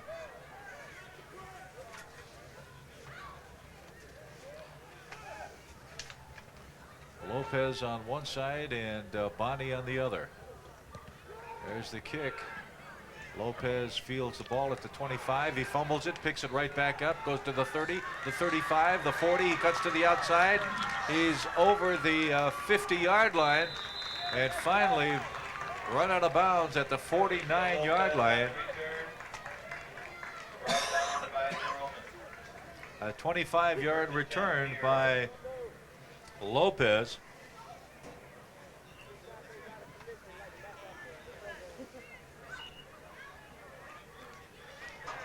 First down in Lancer territory. The ball just over the midfield stripe, and very quickly the Arrows come out.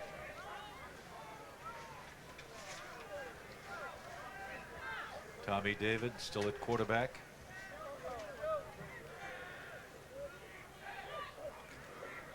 David with the inside handoff, breaking to the outside. Watch out. Rolak doing it again. Jerome making the stop. First down for Rolak as he moves the ball down to the 40-yard line. Correction, it's the 36-yard line. 1st and 10. Rolak is just having himself a fine football game. And a pretty good career ahead of him. He's just a freshman. 1st and 10. David once again on the give to Rolak. He picks up maybe a yard.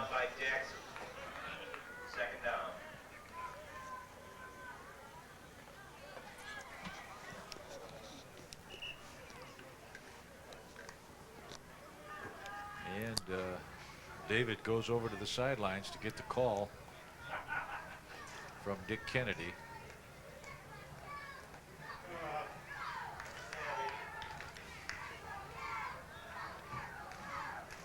Second and more than 9.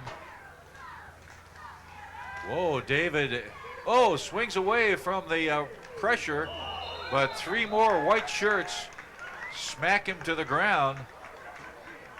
And 2 of the Lancers banged heads as they went in for the tackle, and they're not feeling too good. One of them just got up, and another one is still spread on the turf, not moving. Now let's take a look. They're going to hit helmets here, right there. Boom. And the one that went out of the picture there is the one that's down, and he hasn't moved. He must be out. I hope he's okay. But he has not moved a muscle. There he goes. Now he's moving. He's picking his legs up. Yeah, he's okay.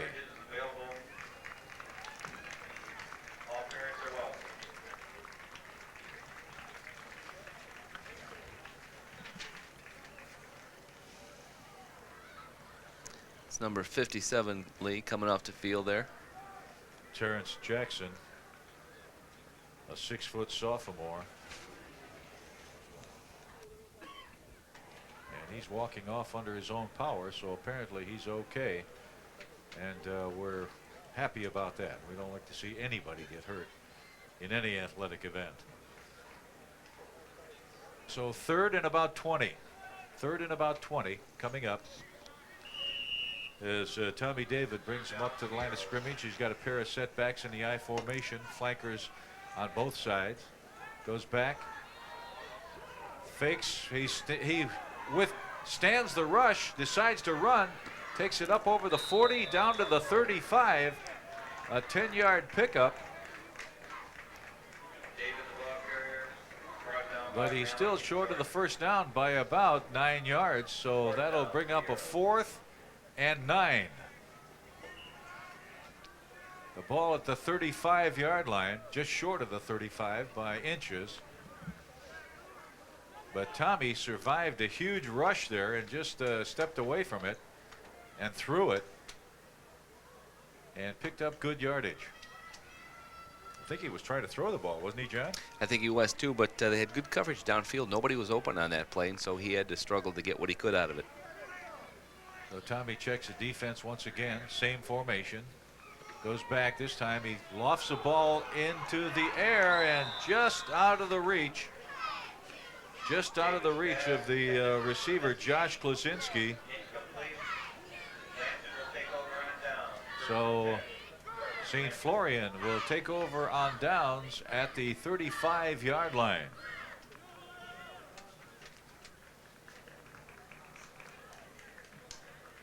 We're getting close to the fourth quarter. How close, we're not sure.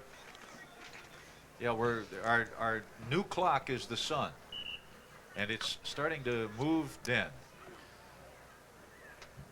We have to measure the shadows to find out how much time there is left in the third quarter.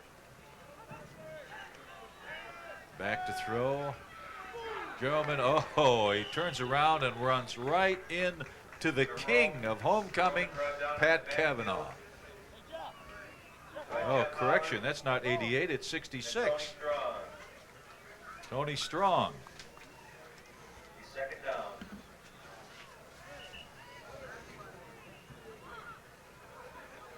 I think we're going to have to give a lot of credit to the St. Al's defense here today, Lee. They've just been pushing the Lancers back on almost every play, and that is the end of the third quarter, or is it?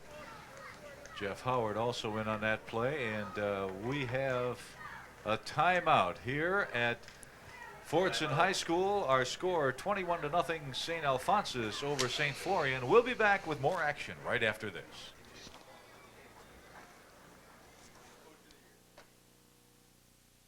It's not just your house, it's your home. And when it's time to choose a mortgage lender, you can't afford a mistake. That's why thousands of local residents have chosen Dearborn Federal Savings Bank to finance their home purchase or refinance. Whether it's a conventional fixed rate, adjustable, balloon, or investment property mortgage, we have the program that's geared to your specific needs. Call or visit a Dearborn Federal Savings Bank personal banker to experience excellence in community banking for all your mortgage needs. Because remember, it's not just your house, it's your home. Welcome back to Fordson High School. It's a 21-0 lead for the Arrows of St. Alphonsus.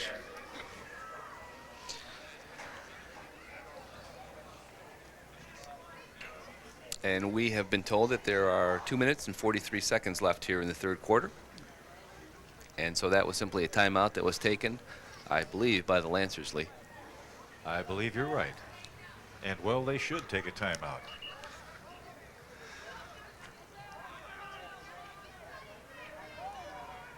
So the Lancers are just about ready to go. Jeroman still calling the signals. He's got a pair of setbacks. He's checking his flankers. 2nd and 20. The pass right through the hands of number 87. Gutowski. Eric Gutowski, a big 6-foot sophomore.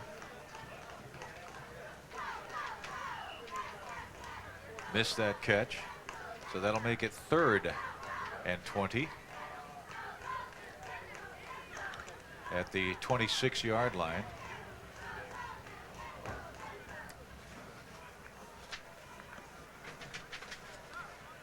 And Pat Jeroman calling the signals once again. He's got a full house backfield, motion out of the backfield. There's the quick pitch. The ball carrier slips. Rod Jordan must have turned his ankle because he is hurt. He is down, wreathing with pain. And the officials call a timeout, and the trainer from the St. Alphonsus side of the field comes out, Mark Rudzinski, the fine head coach of St. Florian, comes out. But he apparently is okay. Rod Jordan apparently is okay. He is getting hurt.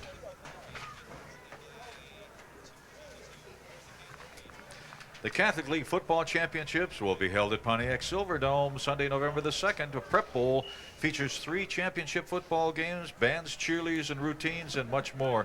And a great day of fun and entertainment for the entire family. It's a CYO championship, a wild card selection, tri-section championship at 1 o'clock, and the division championships at 4, with the East and West champions in the Central Division at 7 o'clock, all at the Silverdome. Here is a punt formation coming up. A nice punt downfield. And the catch is made at the 40 to the 35. And making the return is Klasinski. Brings the ball back to the 49-yard line, and that's exactly where the Arrows started in their last possession.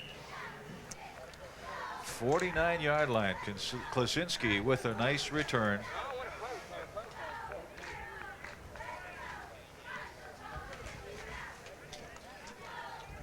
And you know, you can see everything at the Silverdome on November the 2nd.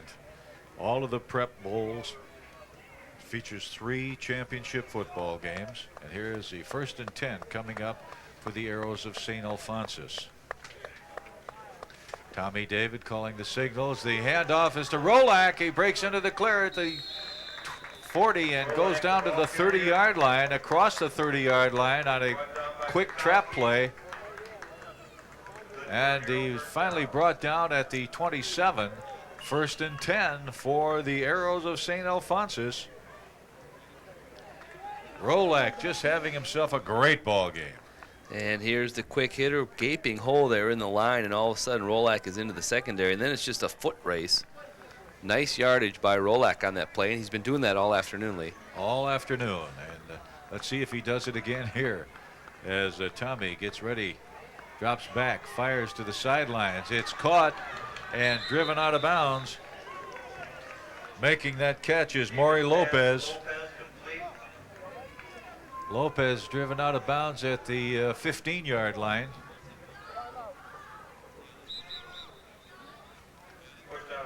And here's the replay. Good hands by Lopez. Just a short little pass out here. Lopez grabs it on his fingertips and turns out of bounds, and the Florian player comes over and then misses him and rolls over onto the track, and he was momentarily hurt, and he's going to have to come out for one play. So Thomas David getting ready, and Number 8, Terrence Williams of St. Florian, leaving the game as well. I think he's the one who made the hit out there on the track. So David brings his troops up to the line of scrimmage. Knocking on the door once again, the Arrows of St. Alphonsus. There's a handoff to Rolak, but Rolak is brought down just as he crosses the line of scrimmage this time. Picked up about 1.5 yards. Rolak, ball carrier, brought down by Florian. Quick hitter off tackle, but stopped very nicely by the red and white Lancers from Hamtramck.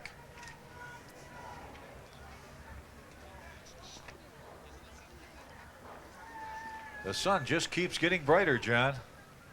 Hard to imagine, but probably true. Not a cloud in the sky. Beautiful Indian fall day.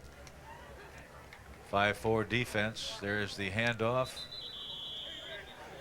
And we have a flag. Ball carrier, brought down by Jerome and Jackson. Jeroman making the tackle.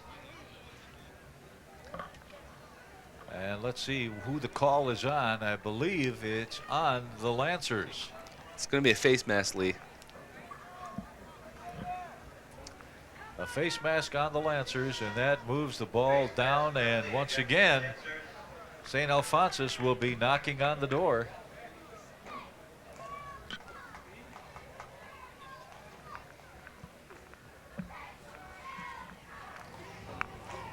Moves the ball down to the 6-yard line, where it will be 2nd and 1.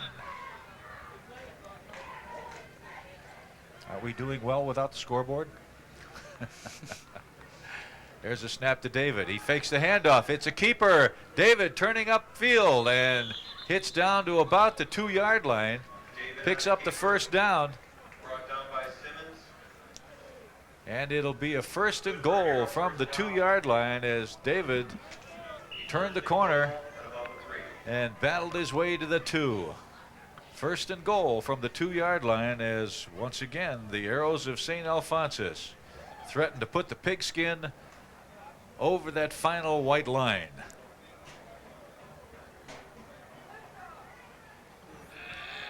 Full house backfield for Tommy. The hand off is, I believe, to Rolak. Rolak, ball carrier. Rolak carrying the ball.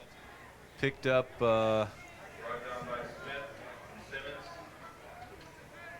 now we'll have to wait till they put the ball down. Wait for the ball placement. Well, got back to the line of scrimmage. The down marker did not move. Well, yes, now it moves. It moved about a foot. 2nd and goal.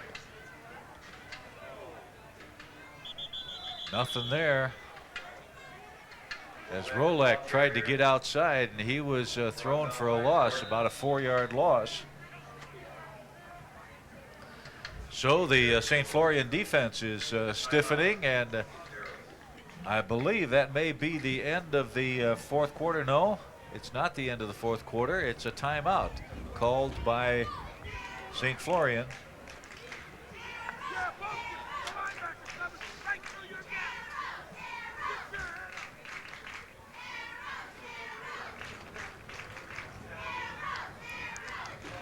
Well, Dick Kennedy is taking advantage of this timeout to go talk to his offense. They'd like to punch this in here on 4th down and goal to go. Although the down box still says 3rd down. I believe it's 4th, isn't it? I believe you're right. They lead at 21-0, and I suppose you can never have too many points. Never have too many points, especially when the scoreboard is not registering any points here or anything else. There's a part of the crowd sunbathing here at Fordson High School.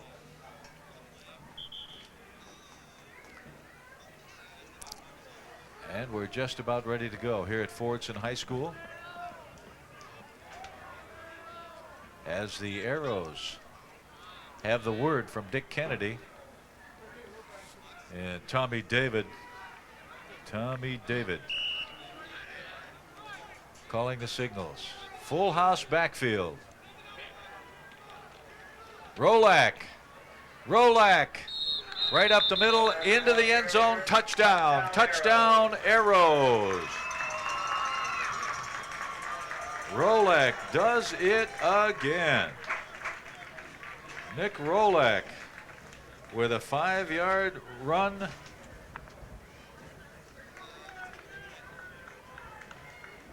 And let's take a look at that as we hear these words from the fine people who bring you. That's a 5-yard run by Rolak. They're going to kick it. Kavanaugh's going.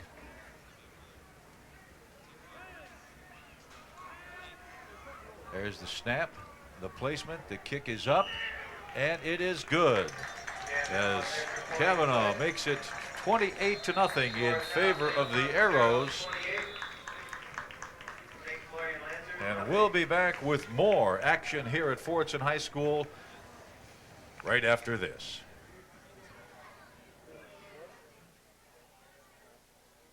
That's also the end of the third quarter. Once again, the score, Arrows 28, Lancers nothing. For over 70 years, Fairlane Ford has taken pride in the used cars and trucks we sell. And now, Fairlane Ford is going to do something unprecedented. Every used car and truck will be backed by a 30-day warranty. Every used vehicle will be put through our exclusive 90-point inspection. At Fairlane Ford, we're doing more than selling used cars. We're giving you peace of mind. Fairlane Ford will make a believer out of you. Fairlane Ford on Michigan Avenue, just east of Southfield in Dearborn. Back at Fortson High School, I'm Lee Velicities. My broadcast partner is John Kerr, and we have a 28-0 ball game here at Fortson. The Arrows of St. Alphonsus leading the Lancers of St. Florian High School. And we are now going into the fourth and final quarter. And here with his fourth and final call is my broadcast partner, John Kerr. Thanks, Lee. Just the kind of contest that you want on homecoming Sunday afternoon. 28-0 St. Alphonsus on top. A couple of touchdowns in the first half, a couple in the third quarter. And they have built an impressive lead, and they have done it by running the football and coming up with some big turnovers. And they have run the football extremely well. Rolak and Bonnie doing a great job. And Bonnie has had a good game on defense as well, as you mentioned earlier, John. Jordan is deep, number 12 at the top of the screen, and Patrick Jerome is also deep. And it's going to be Pat Kavanaugh to kick it off. He is kicking into the wind. The King is kicking off. The homecoming King. And he has teed it up in the mud, and here it comes. And it's a driving kick, and it's going to be Jerome back at the 17-yard line, and he's going to take it out of bounds up near the 33, so a 16-yard return. And that's where we will start. Lancers down by 4 touchdowns. We'll see if they open it up a little bit. Well, I think they might have to. They don't have a great deal of time left. They got to get something on the scoreboard if they want to be in this football game. Both of these teams came in here 1-3, looking for victory number 2. And apparently St. Alphonsus is going to find that one.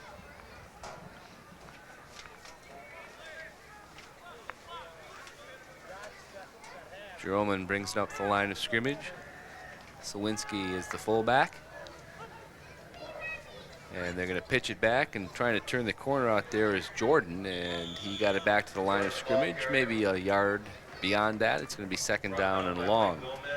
Well, one of Mark Radzinski's assistant coaches, Ted Gouldsby, played in the Canadian Football League, and I would guess that he would want them to throw. They do a lot of that in the CFL. Second down, and let's call it 10. Long 9.5. Is that what it says on the scoreboard, John? Scoreboard's not working, Lee. Still not working. Can you believe it? Still not working? Oh. Jerome on the handoff on the draw, and that one goes nowhere. Sawinski buried in the backfield. That defense is working. Jimmy Canning made that stop big time. And so back they go. Looks to be about a 6-yard loss. It's going to be third down and 16. Jimmy Canning was one of the homecoming escorts, along with Pat Cavanaugh, who was the king, and Mark Anasco, who was injured. And back he goes, rolling out this way, looking downfield, and he is going to be pursued and dragged down before he can get back to the line of scrimmage. It's going to be punt time again for St. Florian, and that is the part of their game that has seen the most execution, I think. Yes, and that time Jerome had a wide open receiver, Terrence Williams, who was flying down the sidelines, and Jerome just didn't see him. Well, this is a familiar scene. It's been a familiar scene, we should say, all season long for both of these teams. They have got a lot of players injured and nicked and banged up. St. Florian only dressed 18 people.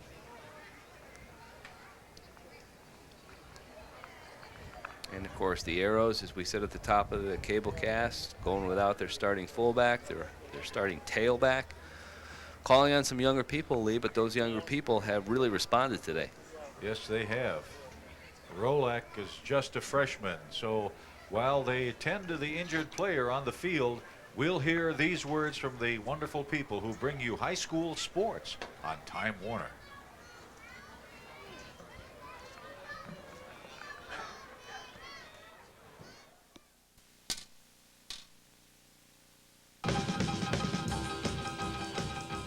Take a trip back in time at Oldies and Goodies, where the atmosphere and food capture the style of the 50s. Bite into our BB King spicy chili burger, vegetarian burger, turkey burger, or shake it up with 32 flavors of ice cream and yogurt. For a nostalgic trip back in time, visit Oldies and Goodies. Let the good times roll. Located on Michigan Avenue in Dearborn. Bondi, Baja, Querfeld. What do these well-known Dearborn names all have in common? They were all defeated at the polls. In all, 11 incumbents have been thrown out of office since 1977 alone. Time and again, Dearborn voters have proven their ability to send politicians packing if they aren't doing the job. Anyone who thinks Dearborn needs term limits doesn't know Dearborn. Protect your right to choose. Vote no on Proposal C. Welcome back to Fortson High School. That's a real blow to the Lancers. Their quarterback, Pat Jeroman, just was helped from the field. Actually, he went off the field under his own power, but he was escorted by one of the medical assistants. And we're back in punt formation here. The Lancers are going to kick the ball away. At least ostensibly they're going to do that. There's the snap and the kick. It's a high end over end kick. It's heading for the St. Alphonsus bench, and they're taking cover over there. And it's going to be marked out of bounds on the St. Florian side of the field. Let's see exactly where he's going to put it down. Looks like about the 46-yard line. You're absolutely right, John. The 46-yard line is where they put the ball out of bounds. It'll be 1st and 10 for the Arrows. Here's the injury as Pat comes wide. Tries to get away, and right here.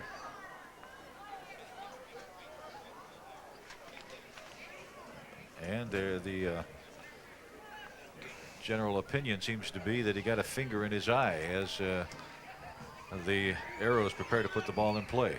Thomas David will hand it off here, and nothing going on that time. Number 22 trying to turn the corner. That's Rolak. And they have been running left, left, left all day, and St. Florian finally rose up. Finally figured out that they better defend that left side.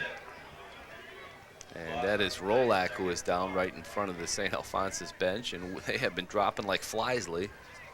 It's too nice a day for all these injuries. These poor kids have been playing hard and getting twisted and turned and stuck and stabbed and punched. Once again, Rolak is just a freshman.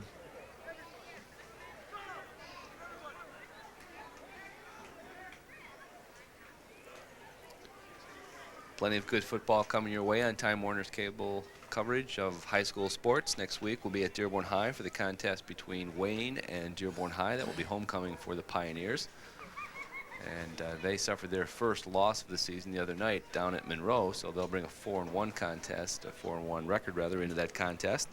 And then the following week we'll be right back here at Fortson to see Dearborn High and Fortson do battle, and they haven't played in a long time. That's a rivalry that goes way, way back. They stopped playing back in the 70s, the late 70s. They haven't played since then, so it's going to be a renewal of that rivalry, and what a game that'll be, Lee. It should be a great one, and the Catholic League Football Championships will be held at the Pontiac Silverdome on Sunday, November the 2nd. The Prep Bowl features 3 championship football games, bands, cheerleaders, routines, and a whole lot more. A great day of fun and entertainment for the entire family. The CYO Grade School Championship starts at 10:30 a.m., followed by the high school wild card selection and the tri-section at 1, and the CD division at 4, and the Central East-West at 7, all at the Dome. Bonnie is the deep man, and it's going to be Bonnie who gets hammered in the backfield, and he fumbled the football. And let's see what they say. Yeah, the Lancers came up with that one, and a roar goes up on the sideline. I heard that roar. 1st and 10 for the Lancers. Actually, the roar was in the truck. So the ball goes over to the Lancers of St. Florian in Hamtramck. And up to the line of scrimmage they come.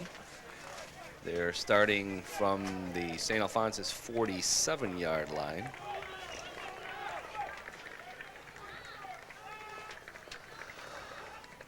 Jeroman is back in at quarterback, and he hands it off, and that is Hampton carrying the football. Or Jordan, rather, carrying the football. And Jordan's got about 3 yards. We'll call it 2nd down and 7. Matt Sains making the stop. Big number 60.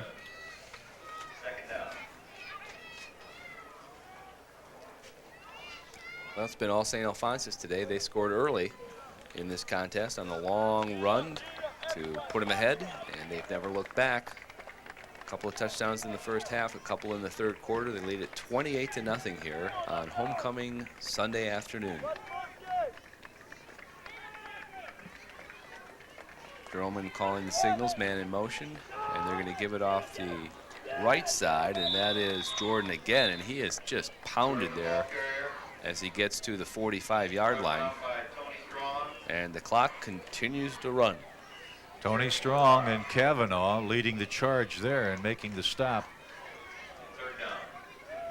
So that'll make it 3rd and 7.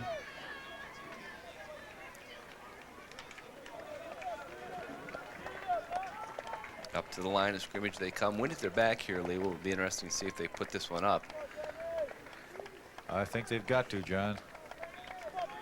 Well, I think the Arrows probably figure that. Jeroman pitches the ball. It's on the ground, and St. Alphonsus has it. Number 32 for St. Alphonsus coming up with a ball, and that is Jeremy Trovera.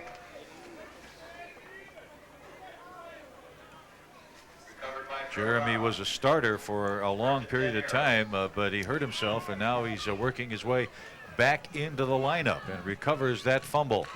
And here's the replay. There's the pitch, a little high, and the ball is loose, and Trovera falls on it.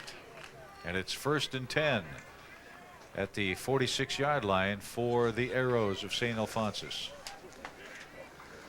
Everybody up close trying to stop this play, and then the handoff goes right up the middle, and there he goes to the outside. It's Gomez, and Gomez is caught and spun down from behind, but not before he goes inside the 35-yard line and down near the 33-yard line. Great balance by Gomez. I mean, he just refused to go down. He got banged several times, not with classic tackles, but he got hit and bumped and thumped. But he said, hey, I ain't going down. I'm just going to keep running. And there he goes. Everybody chasing him. Breaks out of the crowd.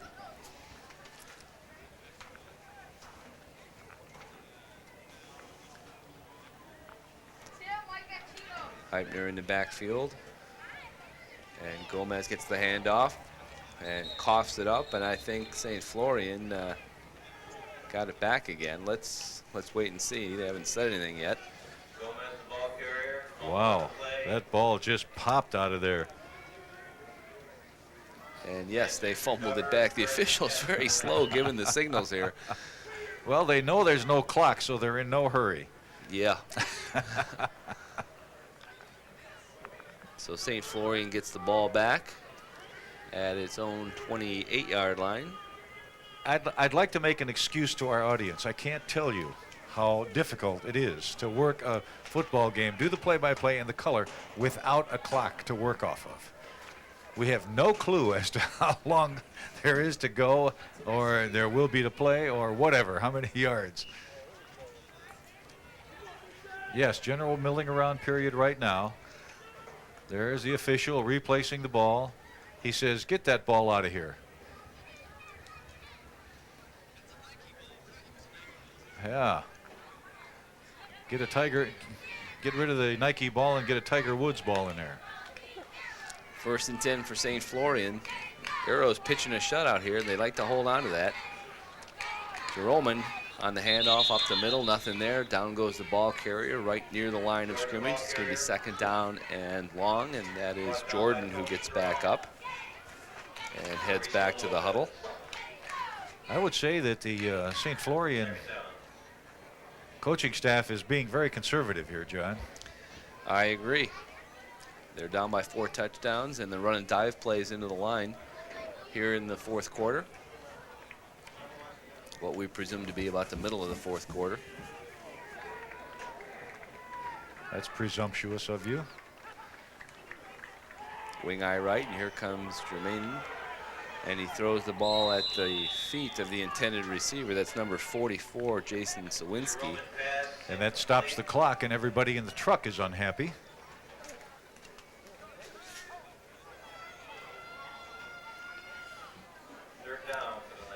Lee, hard to believe that the high school football season is half over. Yes, it is hard to believe. This week was the midpoint of the season, 9 regular season games. This is week number 5. And Dearborn team is doing fairly well. Fortson undefeated, Dearborn High, that's a Ford each with 1 loss. All 3 of them in the playoff hunt. Should be interesting.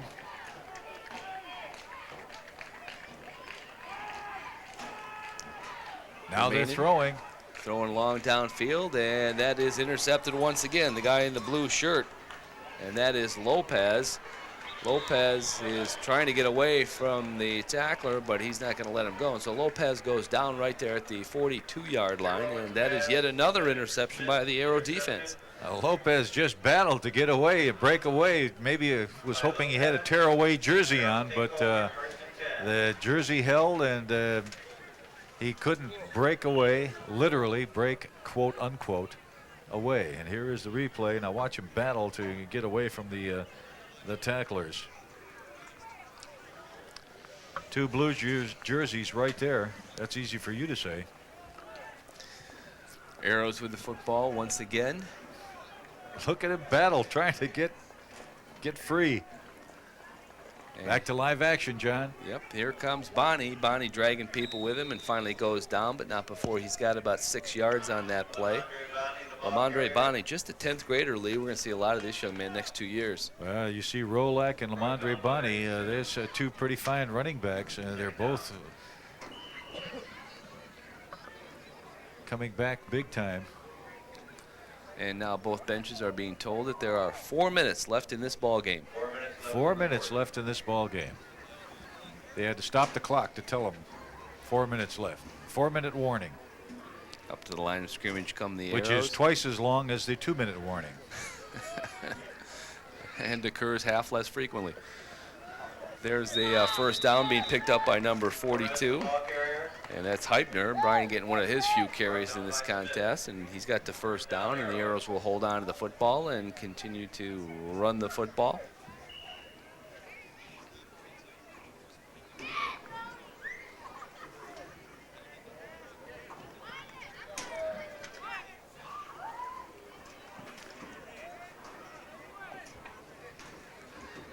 First and 10, St. Alphonsus. And there's a quick hitter into the line. We'll have to get his number when he gets up. A lot of red jerseys, a lot of red pants and white jerseys out there. Rodney Trey's carrying that football. Thomas David getting the play from the sideline, coming back into the huddle. Clock continues to run. And so we are under 3 minutes now left in the game. Arrows on the move again. They lead it 28-0 over Hamtramck St. Florian on homecoming Sunday afternoon. Thomas David is going to be hit and dropped in the backfield, and down he goes, and that looked like a busted play. I think you're right, John. I think it was a busted play.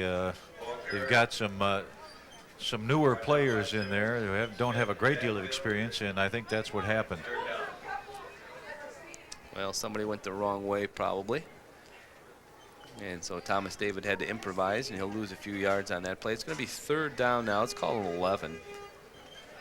With the ball sitting on the St. Florian 46-yard line.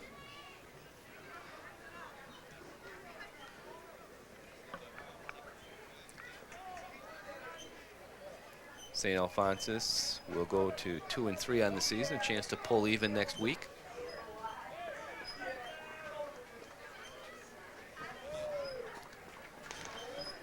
That clock is rolling. The Arrows better hurry and get this play off. Davis going to throw an air ball down there. He's got a man open, and it is caught, but about a yard or so out of bounds. That was number 80 over there, Lopez, running under that one. A lot of air under that ball. David just threw it almost straight up into the air. He wanted his receiver to get down there. Here it is. Now watch him the way he throws it. Right up.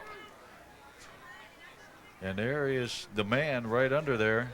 Lopez makes the catch, but he is out of bounds. Kavanaugh now with a chance to improve his punt average. He's had a couple of long ones, and then he had the one that went for just 5 or 6 yards early in the game. This is going to be offsides against St. Florian. And it's going to stop the clock.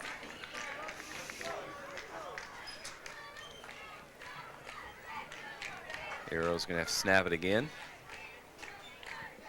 Well, now they may be in 4-down territory. Well, if it happens one more time, they might be in 4-down territory. Kavanaugh standing back at his own 48-yard line. Blake is deep. There's the snap and the punt, and it's an end-over-end punt, and it's going to be short. Hits in the area of the 26-yard line. It will be down at the 27, so St. Florian will start there. Late here in the 4th quarter with St. Alphonsus leading 28-0.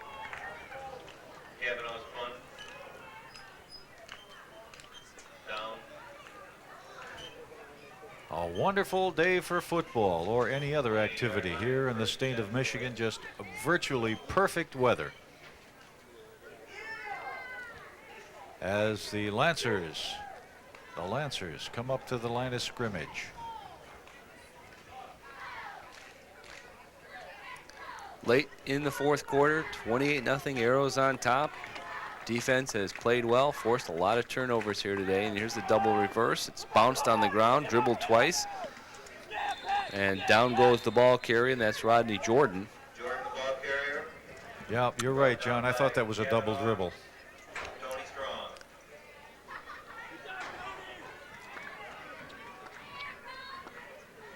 And they're going to move the football out of the mud and put it on the other side.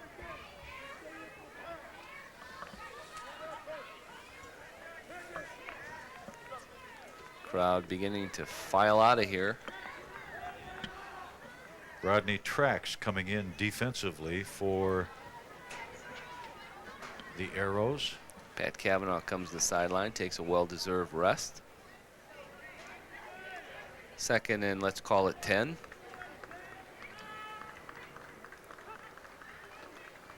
Jeroman on the handoff. And the ball is brought back over the 30 to the 31-yard line, where it's going to be 3rd down and 8. Good defensive line play by the Arrows all throughout this football game.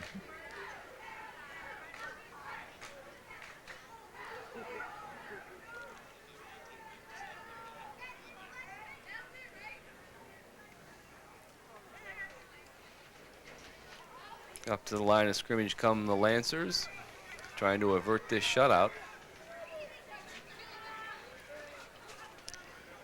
And there's the pitch, and it's number 22 running with a football being thrown down. That's Justin Smith. Ooh.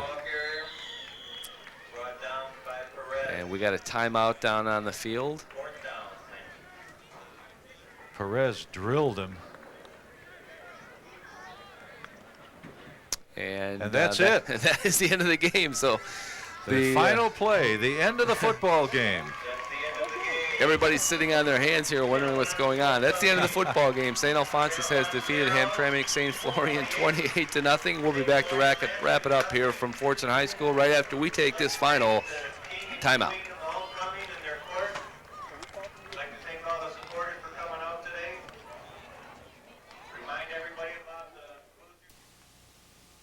Hello, Philip. Hello, Philip. Hello. Hello. I'm Ann Manning, a manager of government affairs for the Ford Motor Company. With me are my husband George and our son Philip. Bringing a baby home has brought so much joy into our lives, but it's also scary to realize how fragile and dependent this new little person is, and how very important it is to make sure that he's always safe. I'm sure you'll agree with us that nothing could be as important as keeping our children safe. Hey parents, always remember your most valuable cargo is your children, so buckle them up. Everybody in the vehicle needs to be properly restrained. The back seat generally is safer for children than the front seat. In fact, all children age 12 and under should ride in the back seat, so buckle them up. It's the law.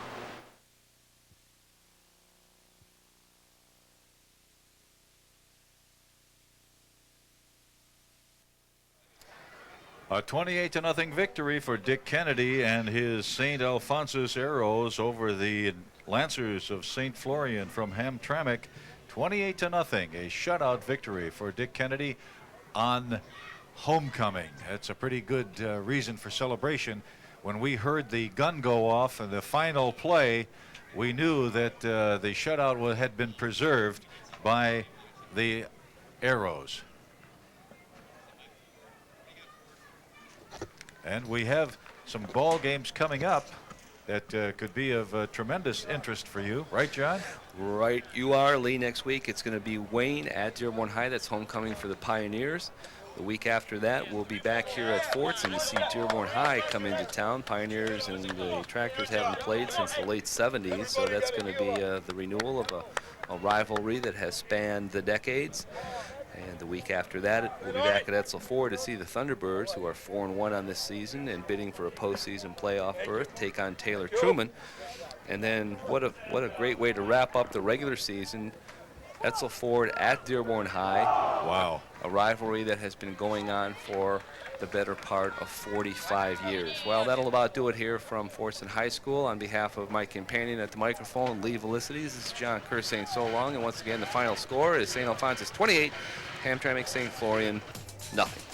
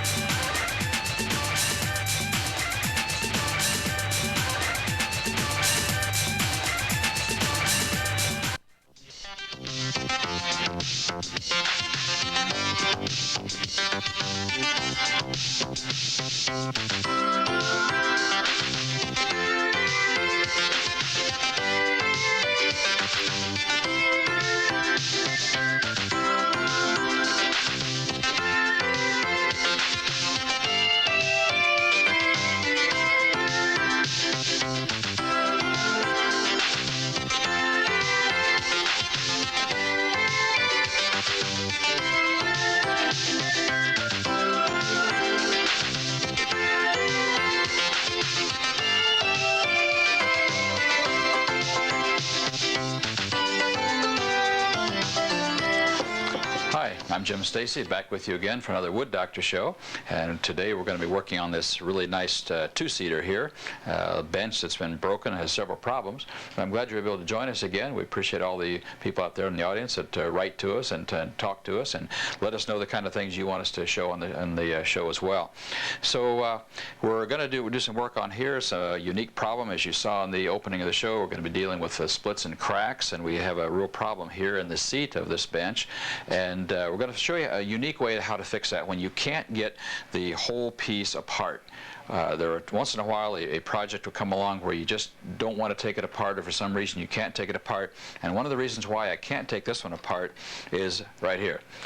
Somebody who sat down and decided this wasn't a two-seater, and they were big enough to cause a problem here, and when they got up, pushing aside with the arms, and this one snapped off. Now the strange thing about this one is that it was been fixed before, but it broke in a different place. In fact, you can see right here, I fixed this with epoxy putty. This arm had been split right down through here. It had been broken off down here in 3 or 4 pieces.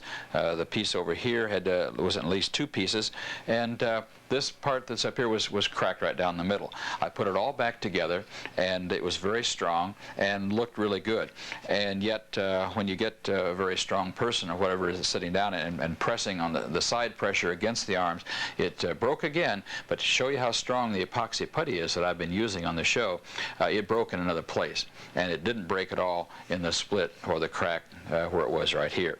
So I'm going to fix this arm again, but I'm not going to do it on today's show. I have another area I want to show you first, and show you how that technique is done when you can't get it all apart. And again, the reason I can't get it apart is because this metal piece now has been put in here in almost a permanent way, and if I took this all apart to get the seat off, to fix it, drill it and put dowels in another way, or break it completely and fix it that way, then I would have another major problem with the structure of this piece because it's so old, and I would not want to take all these spindles here off and deal with that problem. So 2 things we're going to deal with today.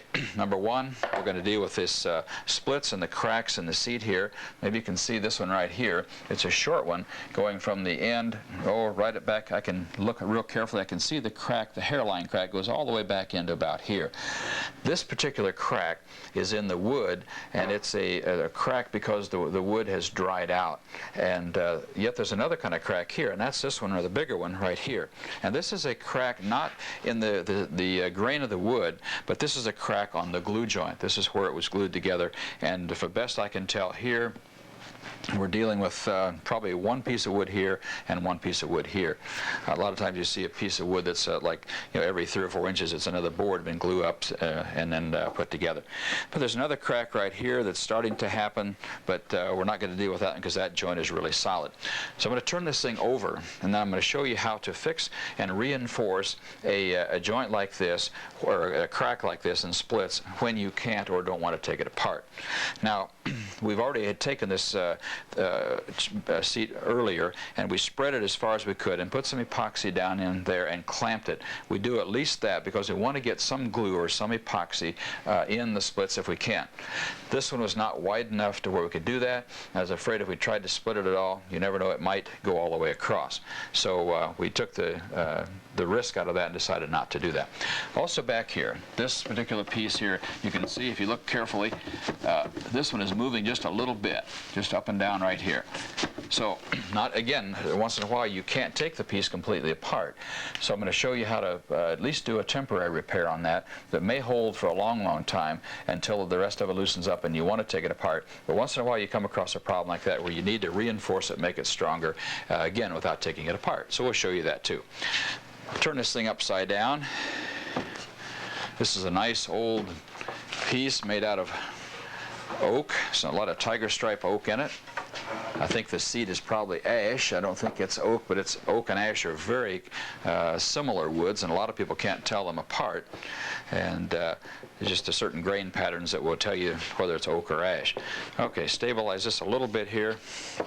In fact, I think what I should do, I'm going to get a clamp and clamp this to the table here, just to be a little more secure. The table's about 3 inches thick, so let's turn it around and do it the right way.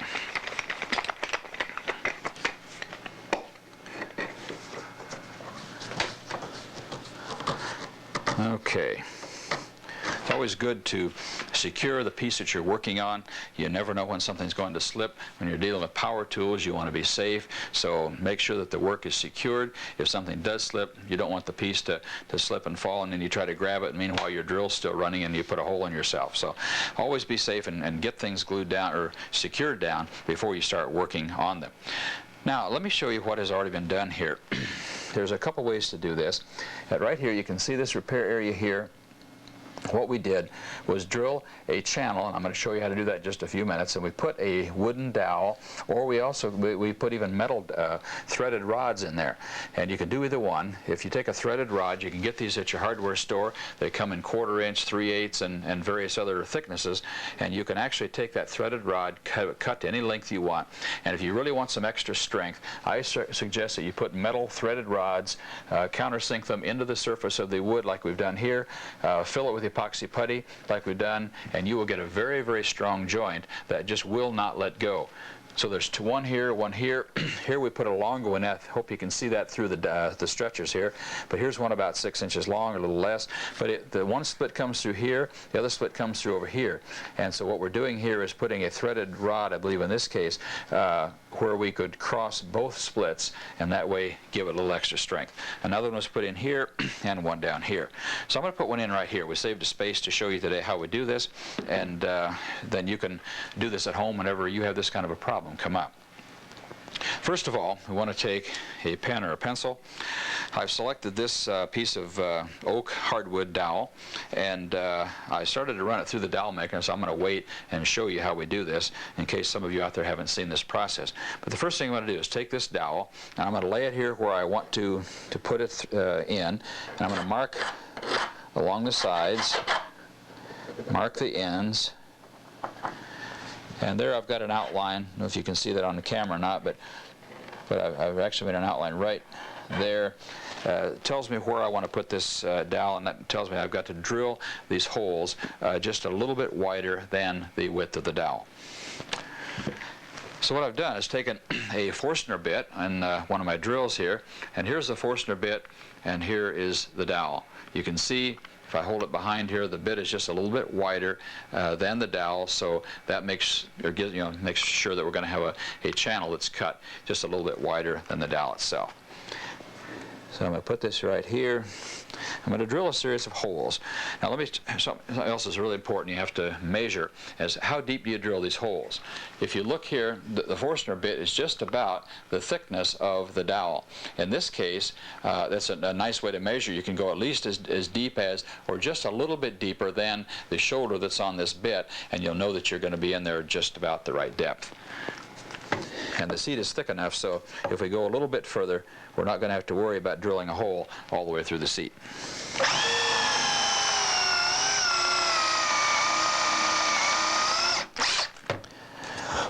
Now there's one hole. And we're going to go down the other end, and we can show you where the other end is at.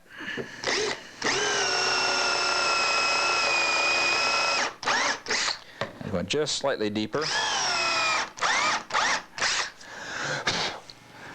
Okay, now that you can begin to see the way we're going to go about this, knowing that those are both deep enough. Now all I got to do is to drill the extra holes in the center here and connect these up. But I want the holes to overlap. I don't want to drill if I drilled, for example, right here, and put a hole here where there's a real thin wall between the holes. I don't want that because I just have to chisel the excess out. So I'm going to move the bit over here, and I'm going to drill out as much as I can, as close as I can to the other hole, and still get under the hole made.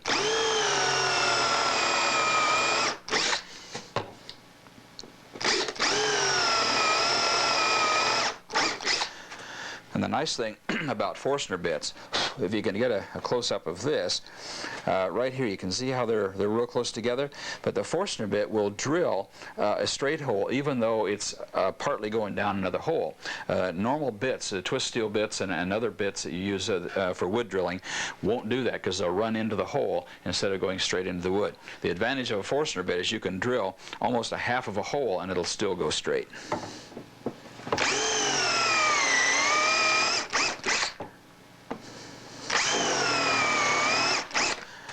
And right there is the crack. that we want to reinforce. Yeah, I just told you that, and it did it anyway. But the reason I did it because I put it too close to the hole. I'll back it up here.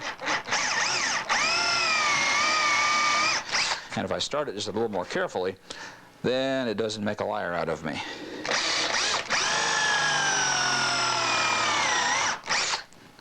Okay, now we'll clean this out.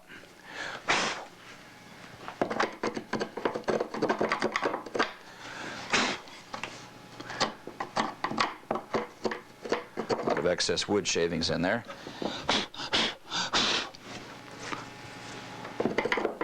Okay, just a couple left, and it doesn't make any problem at all because we'll have to put the epoxy putty in there anyway, and a few little shavings won't hurt a thing. The next step, let me take the dowel and just sort of lay it in here, and you can see that it just about fits there. I didn't drill the holes exactly straight in a line, but I'm close enough the time I take the chisel and straighten out these little areas where the bit didn't cut, make it a little straighter. It'll fit just fine.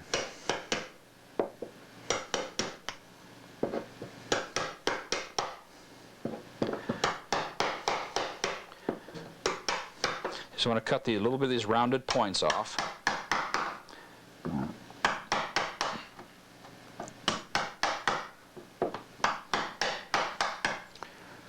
And turn it around. I like to use the flat side of the chisel against the sides of the hole.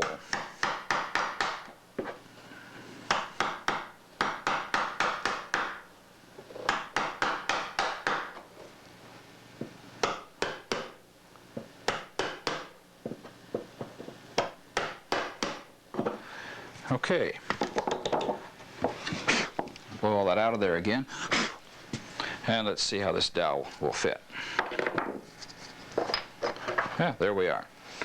It fits just fine. It's just a little bit countersunk below the surface, and I don't want to go too deep, because if I go too deep into the wood, then it means that the structure itself can actually be weakened if I go too far towards the other surface. So just enough to countersink it or slightly recess it just below the surface. Maybe a 1/16, maybe an 1/8 of an inch would be plenty, but I wouldn't go any further than that. Now, I could use this dowel as a straight piece, but this dowel, of course, is a dowel like you buy in your hardware store, and it's nice and smooth, doesn't have any edges to it. But if the dowel has the grooves in it, and we make the parallel grooves in it with this dowel maker, then the epoxy putty is going to have more to grip to, and it'll actually make a stronger joint. So we can either, again, say use a threaded rod with metal, which makes the strongest joint, or you can use one of these. I'm going to go over and make this one for you and show you how this is done, in case you haven't seen this before either. This is a little dowel making jig, and what it is, there's 4 holes, actually 5, but there's only 4 holes that have the cutters in them. And this one says right here, 1/2 inch, 3/8, 5/16, and 1/4. So you can take the threaded, or not the threaded, the dowels, get my words wrong here. You can go to your hardware store, get your hardwood dowels in any one of those 4 diameters. Then you can take those, cut them any length you want, and you can drive them through these cutters and end up with a fluted dowel with the parallel grooves cut in it, and makes a better dowel, especially for putting in other kinds of joints where the glue needs to squeeze past the grooves and squeeze past the dowel to get out the excess glue. But in this case, I'm doing it just because it'll give the epoxy a little bit more to grip to and make a stronger joint. Now, I've got a hole in this bench right here that's made for a hold-down clamp that fits in there when you want to clamp a piece of wood down. But I'm going to make sure that, because this thing's longer or deeper than the cutters, the die is here, I'm going to put the hole that I want, which is 3/8, put it right over that hole, and then I'll take the dowel and I'm going to drive it through and make myself a fluted dowel.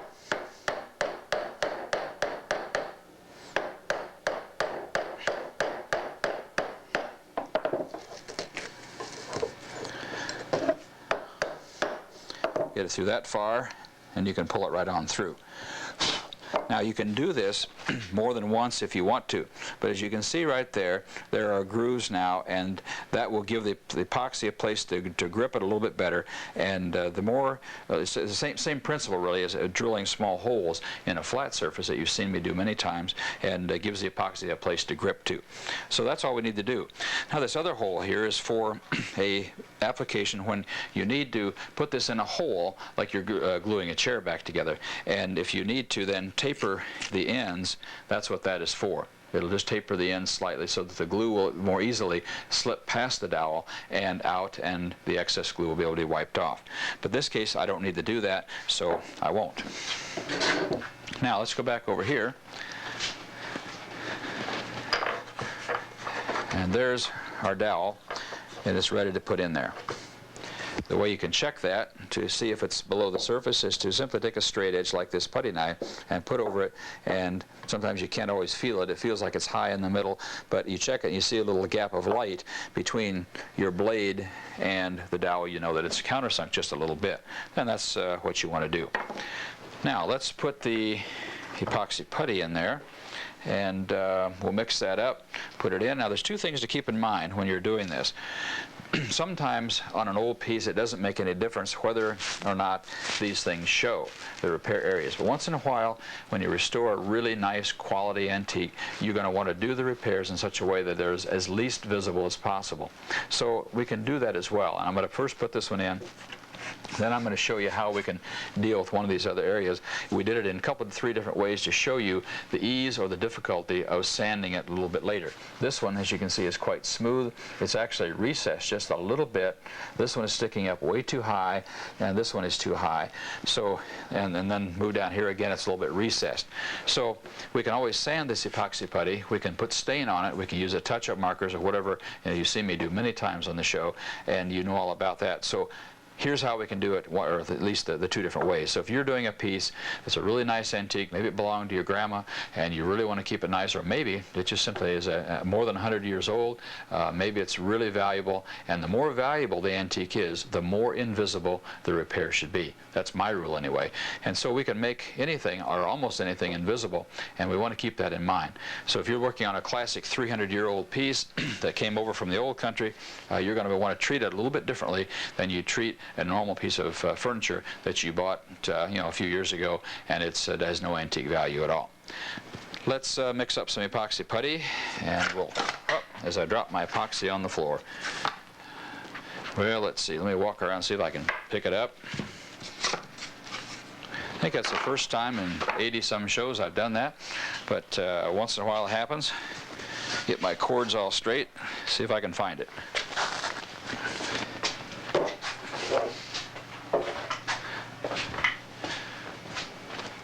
Okay, epoxy's recovered, and we'll keep going here.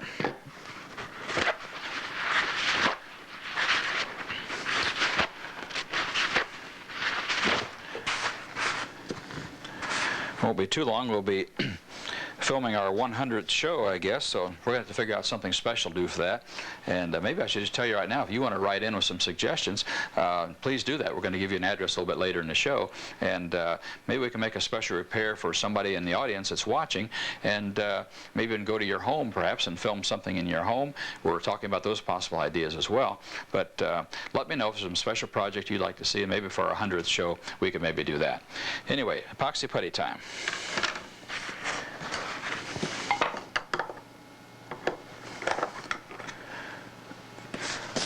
Most of you that are watching have seen me use this many times. And a lot of you have written and asked me where to get this stuff. It's not available in very many places yet, and the people are working on that. But if you just want to write to me and ask me, I'll be glad to help you with that. I like for people to be able to get anything that they see me use, because it's important. If you see it and can't get it, then you can't do the repairs. So let me know if you have problems with that. Let me get this out here. You can see a little better here. Sometimes you have too many things laying around. There we go. Now let's take, this is the hardener. And once I do that, I like to put the cap on. This is the resin. And when these two are mixed together, most of you know what happens. In about 4 minutes, 5 minutes, this stuff gets really, really hard. It's, in fact, at that time, it's not workable anymore. And if you leave it for about 20-30 minutes, the epoxy putty is actually harder than the wood and stronger than the wood. But the nice thing about it is it can be sanded, it can be grained, it can be stained. You can do just about anything with it to make it look exactly like the wood. I like it because when you want to get those invisible repairs that I was talking about, this is one of the really neat ways to do it. All right, let's mix this up. You just take a putty knife. Well, I'm dropping all kinds of things. There went my dowel. Just a second. This must be a droppy day or something. As long as I don't drop the piece of furniture on the floor, I will be okay.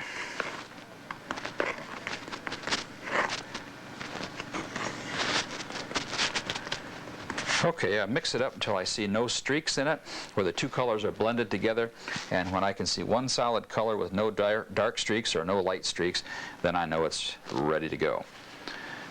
All right, well, first we're going to take some epoxy and put it down in the bottom of the hole. I think I've got enough mixed up here.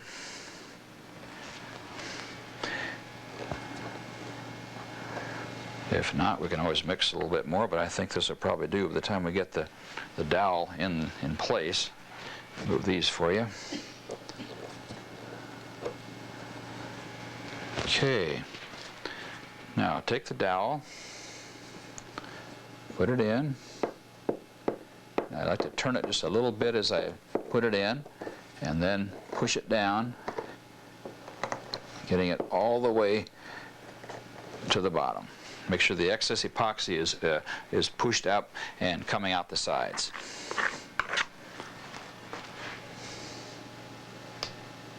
And I think we're going to have just about exactly the right amount. I wasn't really thinking about exactly how much I needed there, but I guess it's going to work out just fine. A little bit more. There. Now, I was talking to you earlier about doing this repair in one of two different ways. One that is much more easy, or one way to do it is much more easy to get the repair to the invisible state, and the other way is when it's not a really expensive piece of furniture and you don't really have to worry about it. But here's what I do. Taking a piece of wax paper, and I always try to find the shiniest side. Some brands you can't tell, so it doesn't make a difference. But if there is a shinier side, I like to put the shinier side toward the epoxy.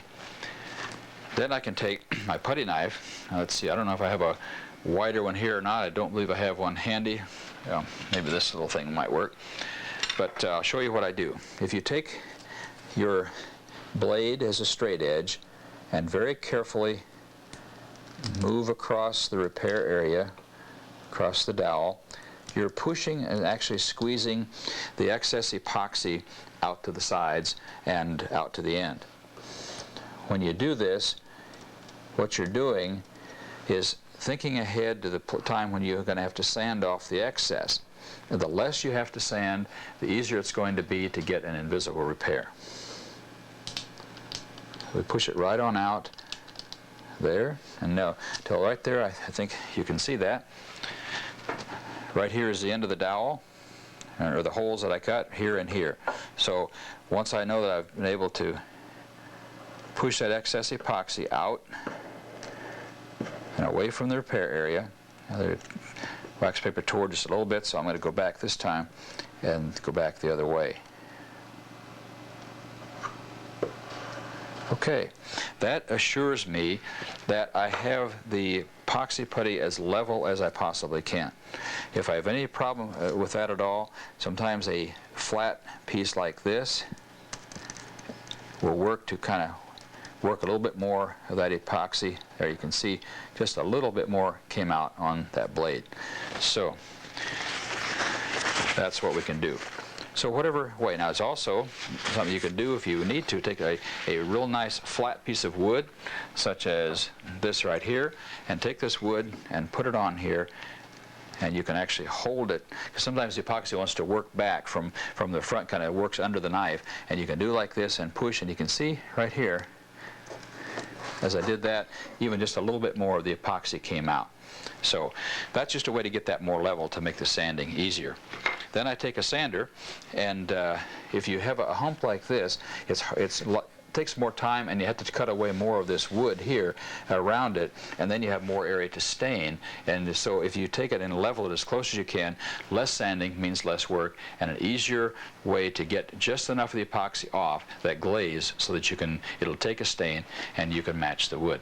So that's the way you do it, one way or the other. If you want to leave it like this, you certainly can. But if you want it a little bit more invisible, and you're going to sand it down, stain it, or use the touch-up markers to grain it and match the wood, this is the way to go. That's about all the time we have for today, but I'm going to invite you to write to me, and the address you're going to see on your screen. So write to me in care of Comcast at 29141 Pardo Road in Garden City, Michigan. Zip code over there is 48135. So when you do write to me, be sure to leave your telephone number, and I'll be glad to call you. I've made some house calls in the area and surprised some people by stopping by and helping them with the projects at home and giving them some good advice. I like to do that when I can, so write to me. Maybe we'll stop by and see you. That's all the time we have for today. This is Jim Stacy. We'll see you very next time.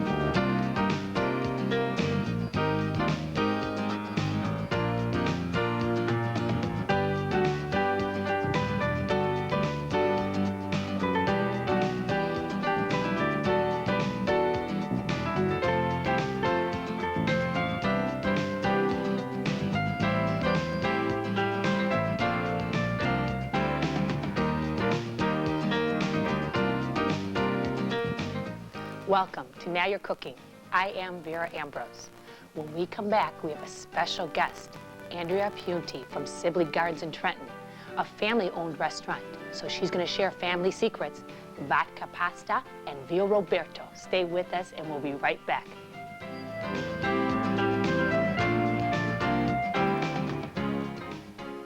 There you go. Hey, close the door. I ain't heating the whole city. Act like I'm born in a barn. You know, I talked to your mother.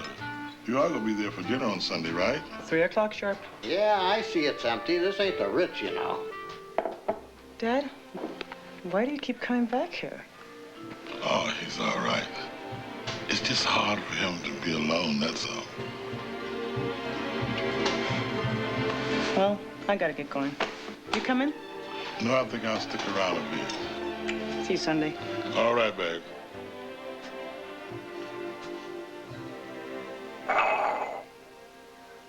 I'm buying. Maybe the last thing you would do for somebody should be the first. You know I never drink my own stuff. I'm taking a pretty big chance in myself. A message from the Credit Union Foundation and your hometown credit union.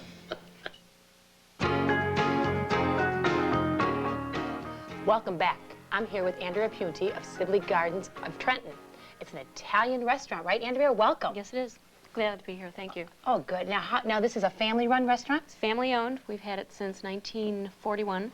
My grandmother and grandfather started it, and then my grandmother and father took it over in '61, and we've been running constantly since then. So these are mostly family recipes, obviously, that your grandmother developed, or is that what you... Grandmother, myself, as I got into the business, and we have a lot of great talent with us, it's a real cooperative effort. Everybody works together.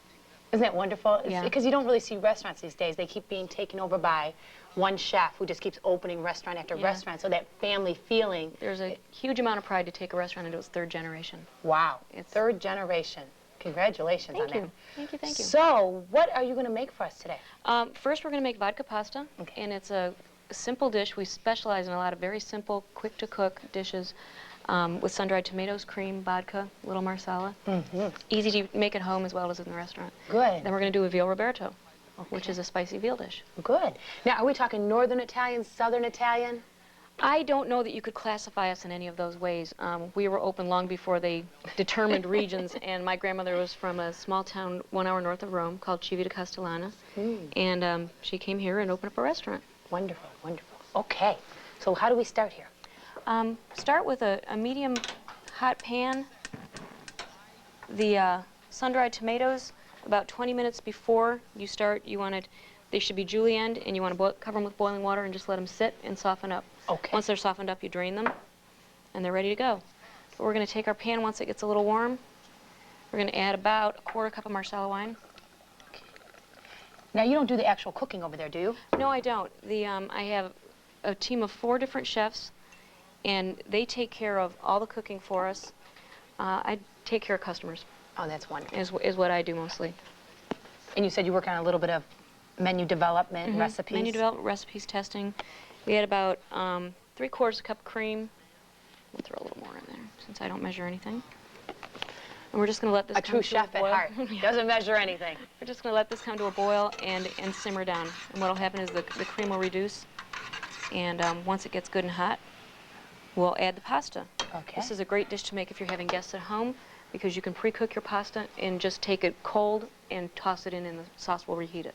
So it's very simple and it's very easy. See, that's nice, because, you know, with these days we're being so busy, no one has time. So if you can prep a little bit ahead of time, put it together when your guests get there or your family sits down. Right. I mean, you can really move. It's very simple. Very simple. So that's a nice way to hydrate them, rather than just water, to give them a little flavor. And it adds more, and then the tomatoes will color the sauce a little and beautiful. Just intensify everything. They're a great ingredient, and you can find them everywhere now. So great. They're wonderful. Very simple to use. So once this gets simmering and coming to a boil, we're going to add some vodka to it, hence the name, and just add just about 1.5 ounces per serving, and you let it boil some more until the alcohol taste comes off, but you still know there's some vodka in there. Right. Toss in the pasta, let it simmer, and you serve it. How wonderful. It's very easy, very simple. Okay. Well, let's let this go. Now, you're located over there in Trenton. Now, I thought it was kind of near Wyandotte, no? It is near Wyandotte. We're on West Jefferson. We're directly across the street from McLeod Steel. Okay. We used to be where McLeod Steel is standing. McLeod Steel got big. We had to move. So my dad and my grandfather built the building we're in now. And if you drive down there, you'd think, why would a restaurant be here? But, you know, we've been there forever, and it's a great place to be. Our customers are regulars. We have people that come in 3, 4, 5 nights a week. And we have a good draw downriver and a great customer base. Good. Staff stays with us for a long time. We don't have a high turnover. I have wait staff that have been with me 20 years. My head cook's been with me 20 years.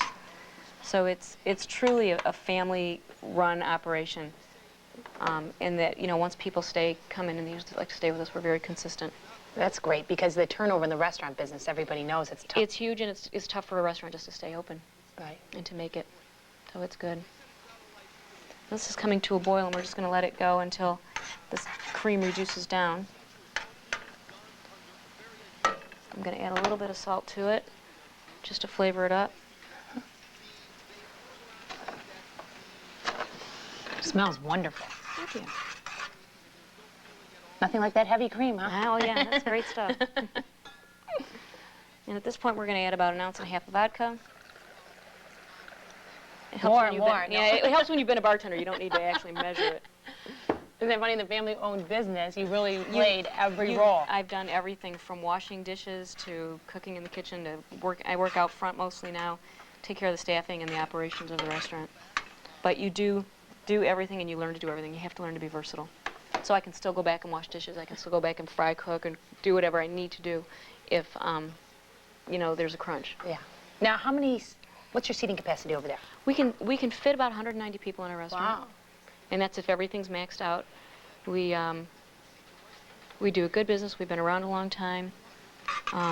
It's like the Friday night hangout. Everyone goes to Sibley's on Fridays, or they'll come somewhere else and pull this off so we don't make a mess.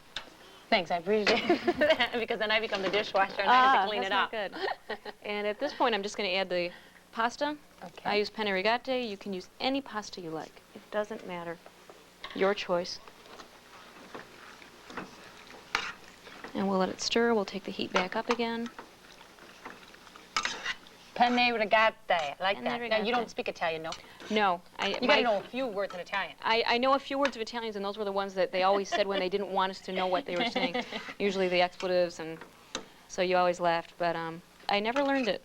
I didn't grow. My mother was not Italian, so I didn't grow up in an Italian-speaking household. Okay. So now, is your mother and father involved in the restaurant business, or? Nope, just my dad. Okay. My mom stays out of it. She has her own agenda. She loves being a grandmother. Uh-huh. So she does that, and it's, again, it's just it's a family restaurant. You go there every day, you see your friends. There's So not it's many just one businesses big- that you can do that. One big party, one Right. big social gathering where you get a little work done, a lot of work done, and... Right, it's great. And this is basically done. I'm gonna do a little test for him. Taste it, it's Okay. fine. It's ready to go. And we'll put this on a plate. Okay. Maybe should we just keep it warm a little bit? We'll keep it warm a little bit. Until the veal is done? Mm-hmm. How's that sound? That'll be better. If you decide you want your sauce thicker, you can stir in a little Parmesan cheese, and that would take care of it. Yeah, that's... Now, shall we start with the veal? The next dish is called veal Roberto, and we're going to use veal medallions. If you buy it from your grocer, your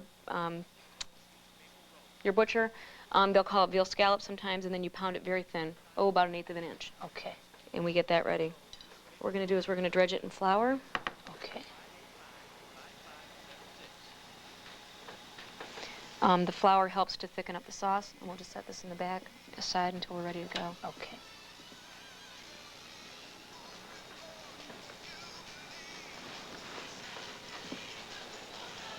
Now, is this seasoned flour, or is this basically This just is straight flour? Just straight flour. It So does you not don't need to be recommend any put seasoned. seasonings? You don't need to. You'll add your seasonings as you cook. Okay. I don't recommend adding salt and pepper until the very end, just to adjust the seasonings, because everything else you add might take care of it. So, the salt and pepper goes in at the very tail end. It doesn't need to cook into the dish at all. Okay. Now we have Hungarian hot peppers. They'll call them, sometimes they call them banana peppers or hunky hots. You're just going to cut the ends off of them. Yeah, and I thought these are usually pretty mild, no? Those You are never these ones? know. You never know. These aren't the sweet banana peppers. Okay. Hungarian hot peppers can be, these are hot, I can smell them. They can either be real hot or they can be real sweet. Our family just, sautés them quickly in a little olive oil and eats them sautéed, and they love them. Take the seeds out. Okay. And just julienne the peppers down. Of course, when you're dealing with hot peppers, don't touch your eyes. It hurts. I know, those oils. And The then oils, it's very and they'll difficult stay, to really yeah. get it even off with, soap and water. But if you take the membranes out and the seeds, you help reduce a little bit of the heat. And that's the beauty of them. You need about 3 hot peppers, 2 or 3 depending on how large they are. Okay. And then we'll use green peppers also. We'll use green pepper. Again, just cut it down the middle. Take the insides out. Okay. Now, if I were going to go to Sibley Gardens, what are the 3 dishes you recommend that I order? I recommend the vodka pasta. Okay. I recommend. Oh, good. You can go right there and get it. Right there and get it. So I if you recommend steak Sammy. Uh-huh. It's one of our most popular dishes. Okay. And what's another one of my favorites? We have a wonderful lemon pepper whitefish, if you like seafood. Mm-hmm. And then chicken carcioffi. It's breast of chicken, artichoke hearts, mushrooms, Oh, and a that tomato sounds- cream sauce. It's excellent. That sounds wonderful. So you're gonna need half of 1 green pepper and about 2 or 3 of the banana peppers. Okay. Of course, I have them already cut up over here and ready to go. Okay.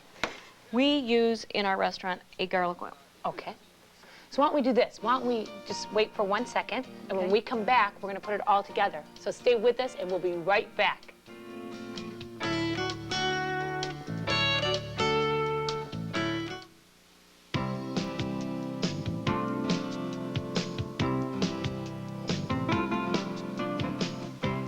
Hello, this is John Jonah from Merchant's Wine Warehouse speaking on wine and food.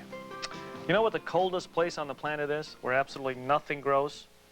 Antarctica. Believe me, it's cold. Very cold. But If you travel a couple of thousand miles north, you'll run into Australia, and there they make very good wine. Australia has a long history, about 3 million years, or maybe it's 3 billion years, I don't know, but it's a long history.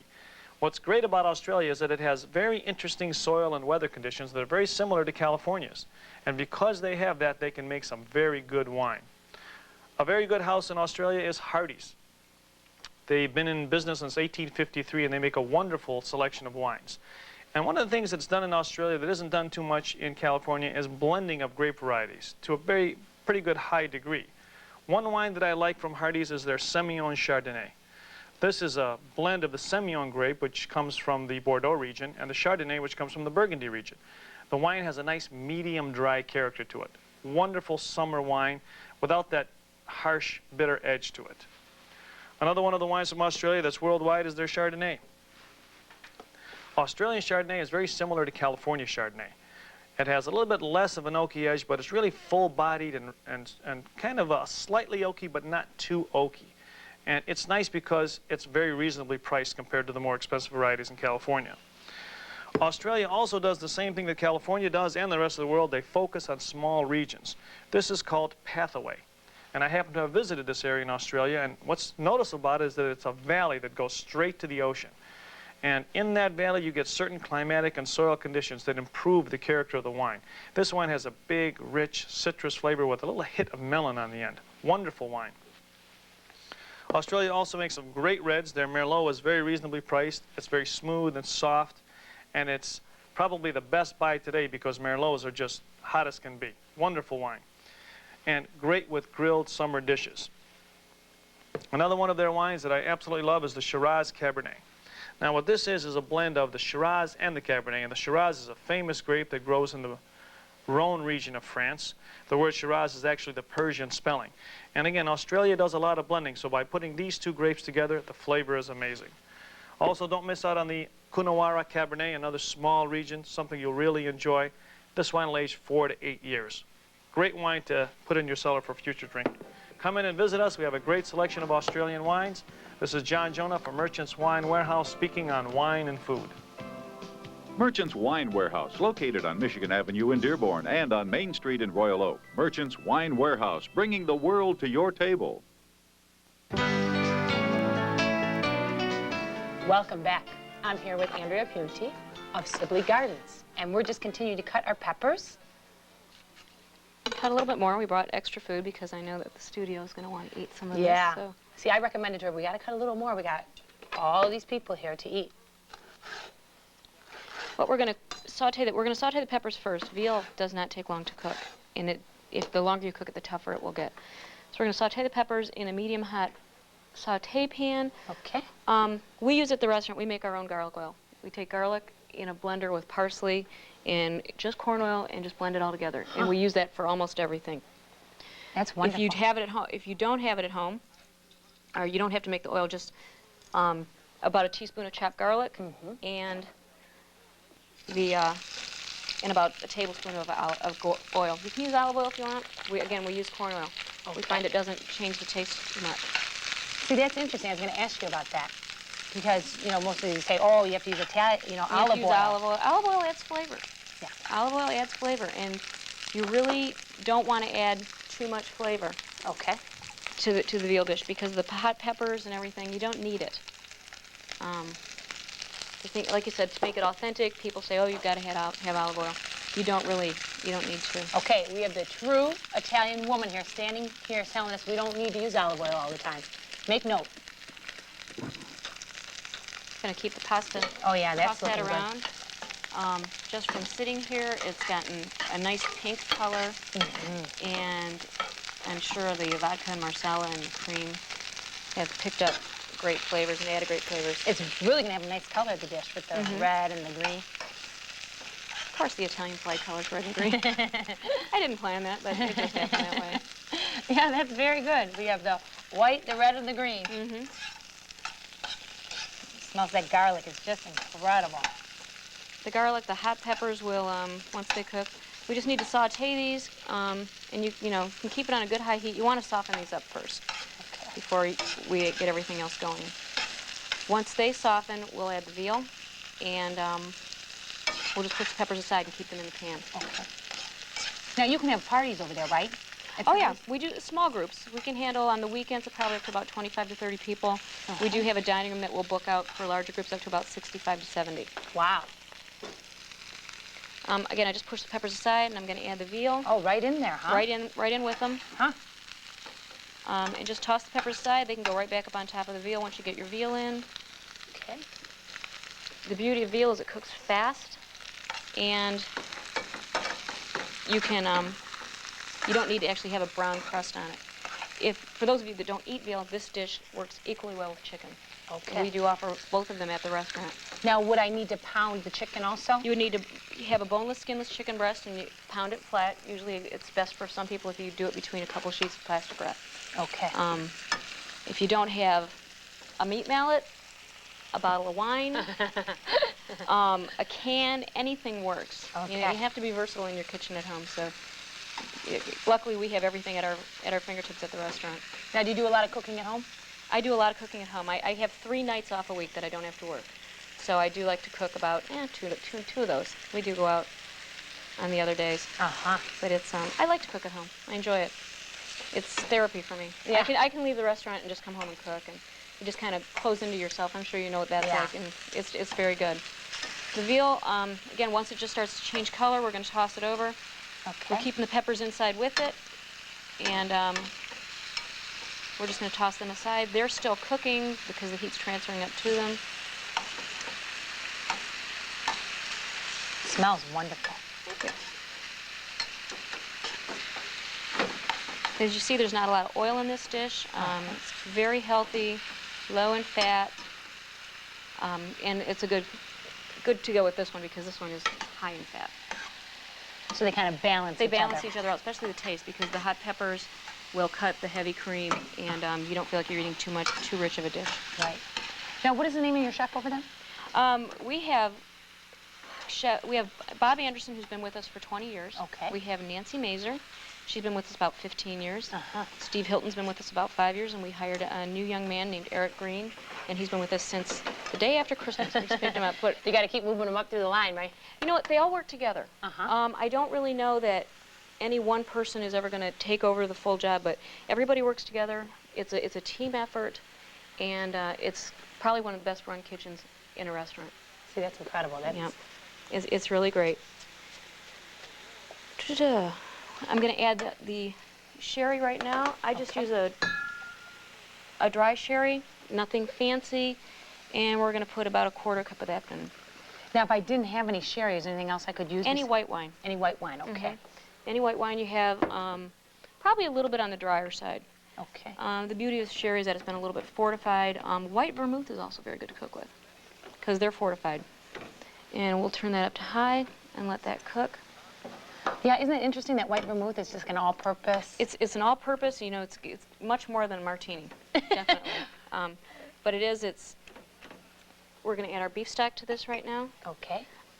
You can use any kind of beef stock you want. You can use beef bouillon, reduced down about 1/4 to 1/2 cup. Okay. And we're going to bring this back to a high heat and let it start to boil. Okay. The flour that I dredged the veal with is going to help thicken the sauce. Okay. And so you don't need to add a lot to it. See how these things work? Just perfectly. Just let them go. I add a little salt and pepper to this because I haven't added any yet. Right.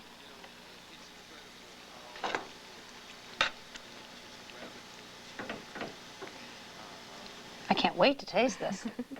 It's a great dish. It's our chef Bob developed this because he liked the sweet and hot peppers, and it just you normally wouldn't think to do that with the veal, but it works out really well. You can see that it's starting to thicken up. Yep. And we're just reducing it here? Just reducing it down. Okay. And if you want the peppers to get more cooked, you just take the veal and put them on top of the peppers. It also pulls the veal off from the direct heat. Okay. See, these tidbits are important. Pay attention. Veal is excellent done medium rare. Chicken, of course, you want to cook it fully. If you're going to do it with chicken. But we'll just let this go. Okay. And we got our pasta over test there. The seasoning. It's fine. Yeah, let's all taste. I do that all the time. I stick my finger in and taste. check it When out. you're at home, right? Yes. No, not at the restaurant. That's why we leave it to Probably, Chef Bob. probably right? why they don't let me back there. I just go, okay, Andrea, now that you've made that, that's fine. You can go back to the front of the house. So. Now, Nick, your brother, is also very involved. Yes, he and I hope to take the restaurant into its third generation. You want to get your dad and Well, my dad's thinking of retiring. It's time. So, well, you know, he likes to golf. Yeah. But it's a great situation right now because he comes in and opens up in the morning and we can sleep in. So it works that out well. works. It so works he out opens, well. Yeah. So then you stay at the night and We close work all day and close night. He comes in from till about noon. Has lunch, and in summer he's off on the golf course, and in That the winter works. he's down south right now enjoying the sun and the warm weather. Isn't it wonderful? So it's great. It's just, again, family restaurants, wonderful. It's a great thing to be in. See, I don't know if the show is showing yet in Florida, so maybe you'll have to send him a copy. I will. Okay. I will. It's not showing on Groseal, but it does show in Trenton. Yeah, so and you need Wyandotte also. Yes, you need to talk to the people of Groseal and get it with okay. in theirs. So I have to videotape this for a lot of people. Everybody's asked me, when can I watch this? And I'll have to videotape it for you. Okay, I'll talk to my boss about that. But it's showing, Yeah. you said in Trenton. In Trenton. Well, then you can just show it in the restaurant? Mm-hmm. Okay. Yep. You can show it right in the restaurant. So it's moving right along. See, this looks wonderful too, nice and... Got a nice sheen to it. It's not a real saucy dish. There's not a lot of stuff there. Okay. It's perfect. And then we've got everything here ready. We're ready? To go. You want to assemble? Mmm. Okay, we're going to put it together and we'll be right back to taste it. Don't you go away.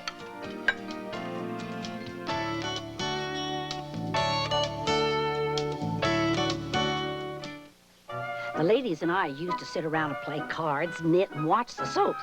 We made quite a team. Then one day, Helen heard about strength training. She got a free fact sheet just by calling 1-800-222-2225. We found lifting weights builds muscles and bones. It improves our balance, too. So now when we get together, we exercise. It really gives us a lift. Give yourself a lift. Call for a free fact sheet. If you'd like a copy of today's recipe, send a self-addressed stamped envelope to Now You're Cooking, 15200 Mercantile Drive, Dearborn, Michigan, 48120.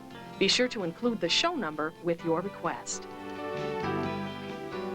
Wow, that veal looks great. And we're going to get it going here? We're going to get it going. You can see how the sauce is thickened up. Okay. And we're going to just place the veal on the plate. Mm-hmm. And it looks very tender, and I just can't wait to taste it. Very tender, and we'll just pour the sauce and peppers over the top. Okay. Beautiful. And we'll just hide this. Okay. We'll send that to the dishwasher. Okay. Well, let's just give it a little taste. I'll start with the pasta. So these are actually two different dishes, right? These are two separate dishes. Okay. But you can also always get a pasta as a side dish at our restaurant. Mmm. That's the vodka pasta. That is tasty. Now let's give this veal a little try. Okay. Smells delicious. You have a little pepper in there. Okay. Well, we thought we had to have a little pepper in there. Delicious. Thank you. Incredibly tender. Mm. Wow. You surely have to go visit, right? Yep. Sibley Gardens in Trenton, and say hi to Andrea Punti for me. And don't forget to go. These are on the menu right now as we speak. Thanks for being with us. Thanks for having us here. I appreciate it. So goodbye for now. Remember, great food and great drink and great friends. Now you're cooking.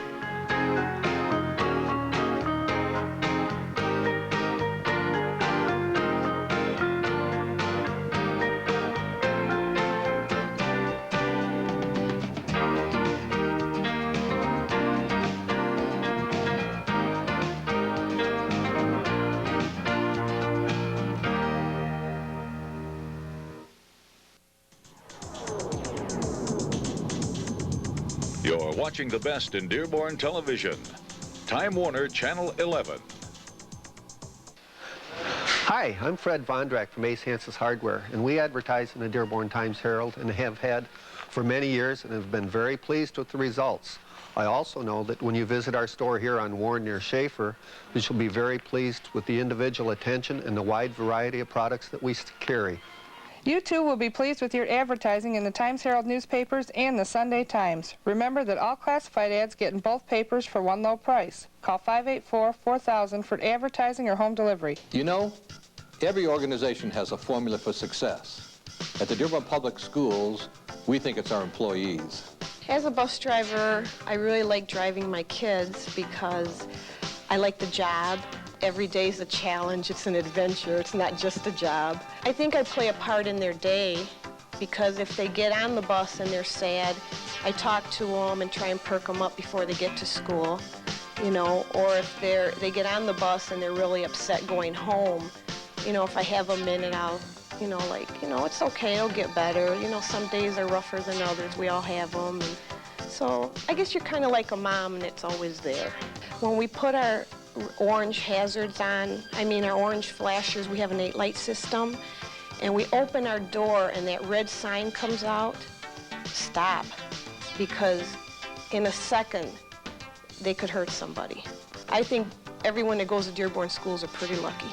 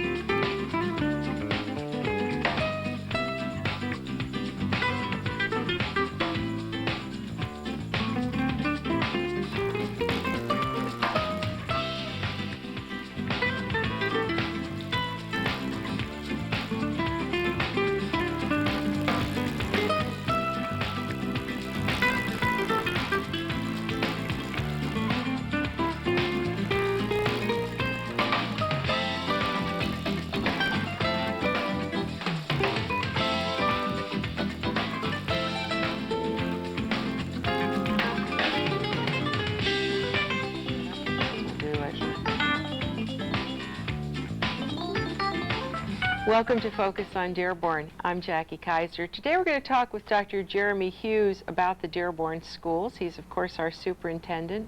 We're going to find out a little bit about the school population this year, where we're going in terms of building use, where we're going in terms of student activities and student curriculum as well.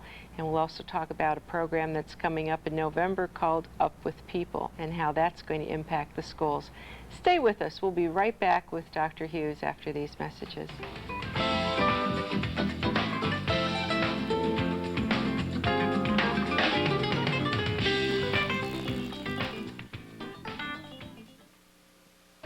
Dearborn, Michigan, a world-class community offering excellence in education,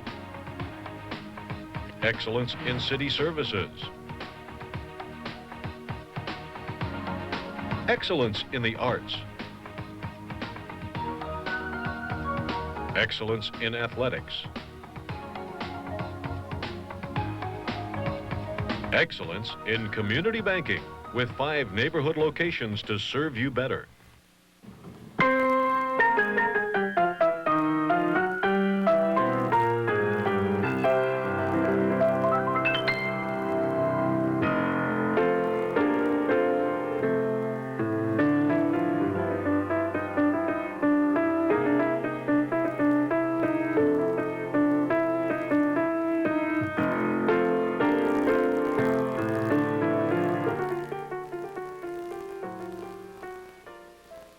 Education is more important than ever in today's global economy. Henry Ford Community College can make a difference in your future. I chose Henry Ford Community College because of the beautiful campus. The facilities are gorgeous, state-of-the-art equipment, wonderful, caring professionals as teachers, and certainly a great deal of motivation that makes it just a very nice package all the way around. Henry Ford Community College, the right choice for you.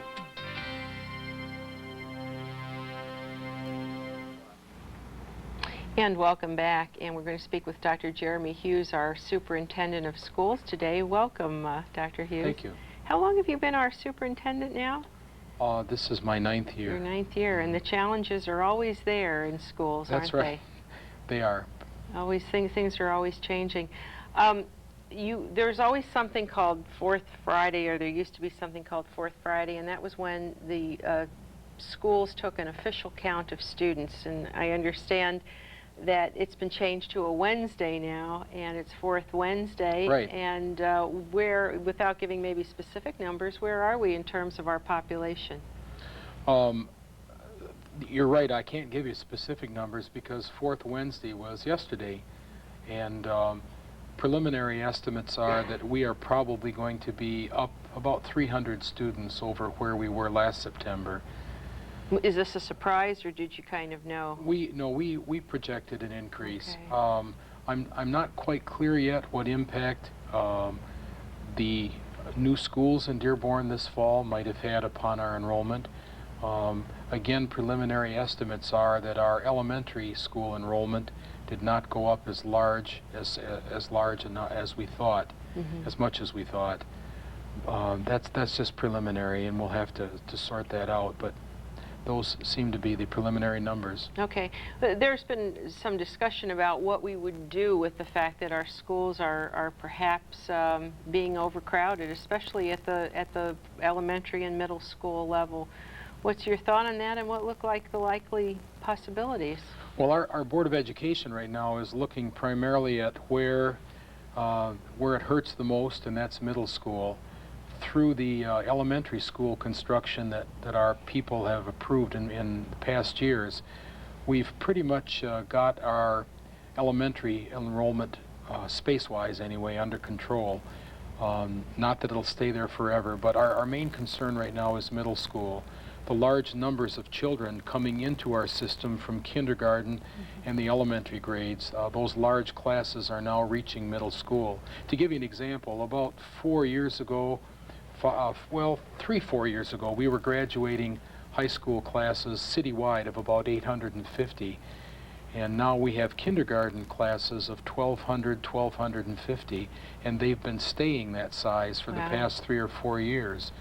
So moving classes ahead that are 800 or so and moving classes in at 1,200, we've handled it up to now, up to elementary, but as they move into the middle school, we have problems.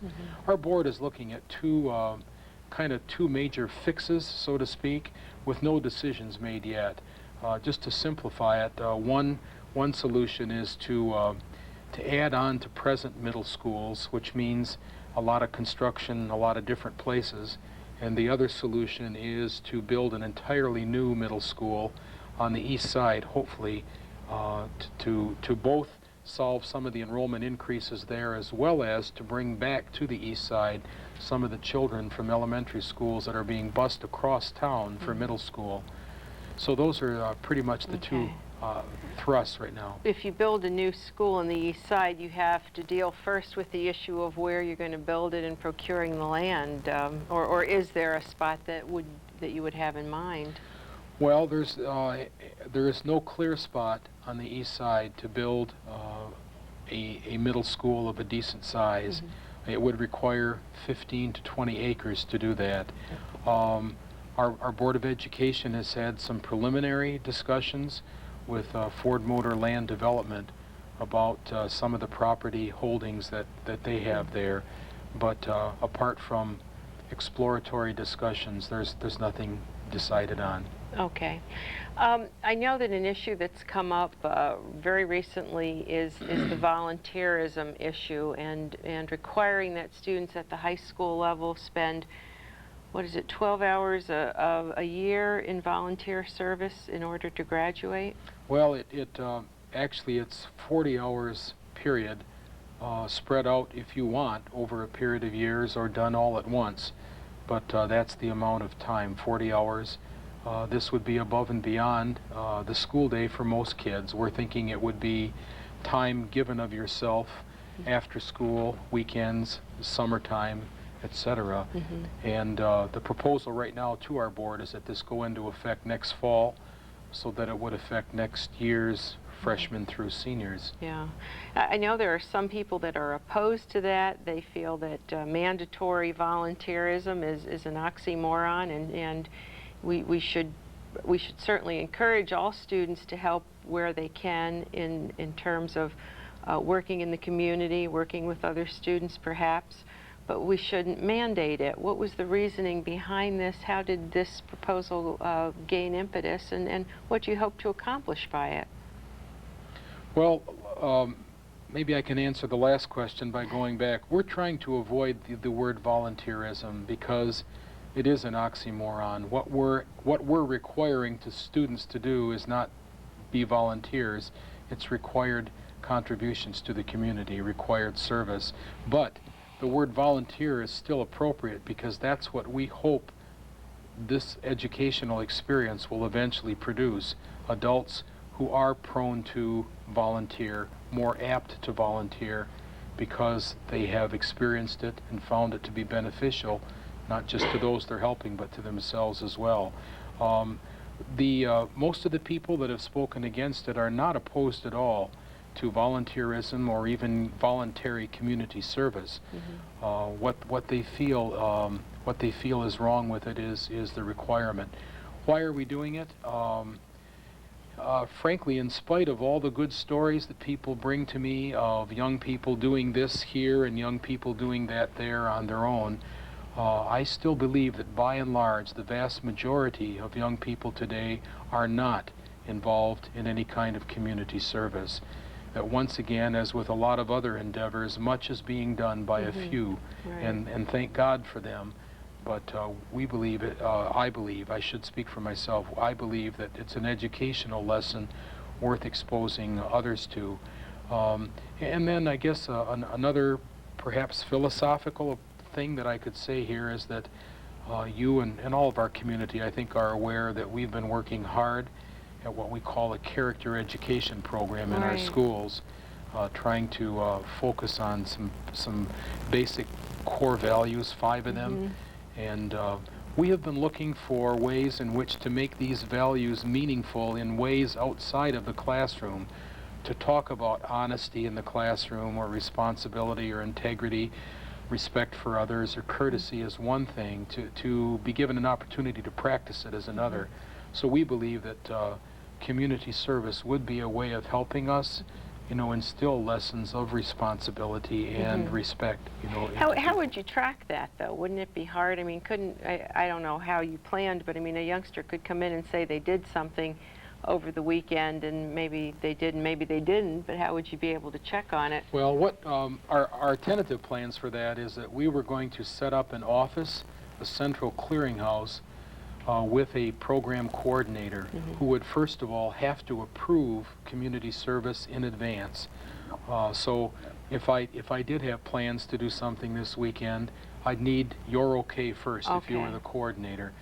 And then secondly, through that office, we hope to work with the community to arrange some community service opportunities that we have on the books, so to speak, so that if I came to this center and said, okay, here I am, I'm ready to do some community service, who needs me? That people in that office could say, well, there's a blood drive at Fairlane Town Center this weekend. Are you available to go help serve fruit juice to the people, or something like that?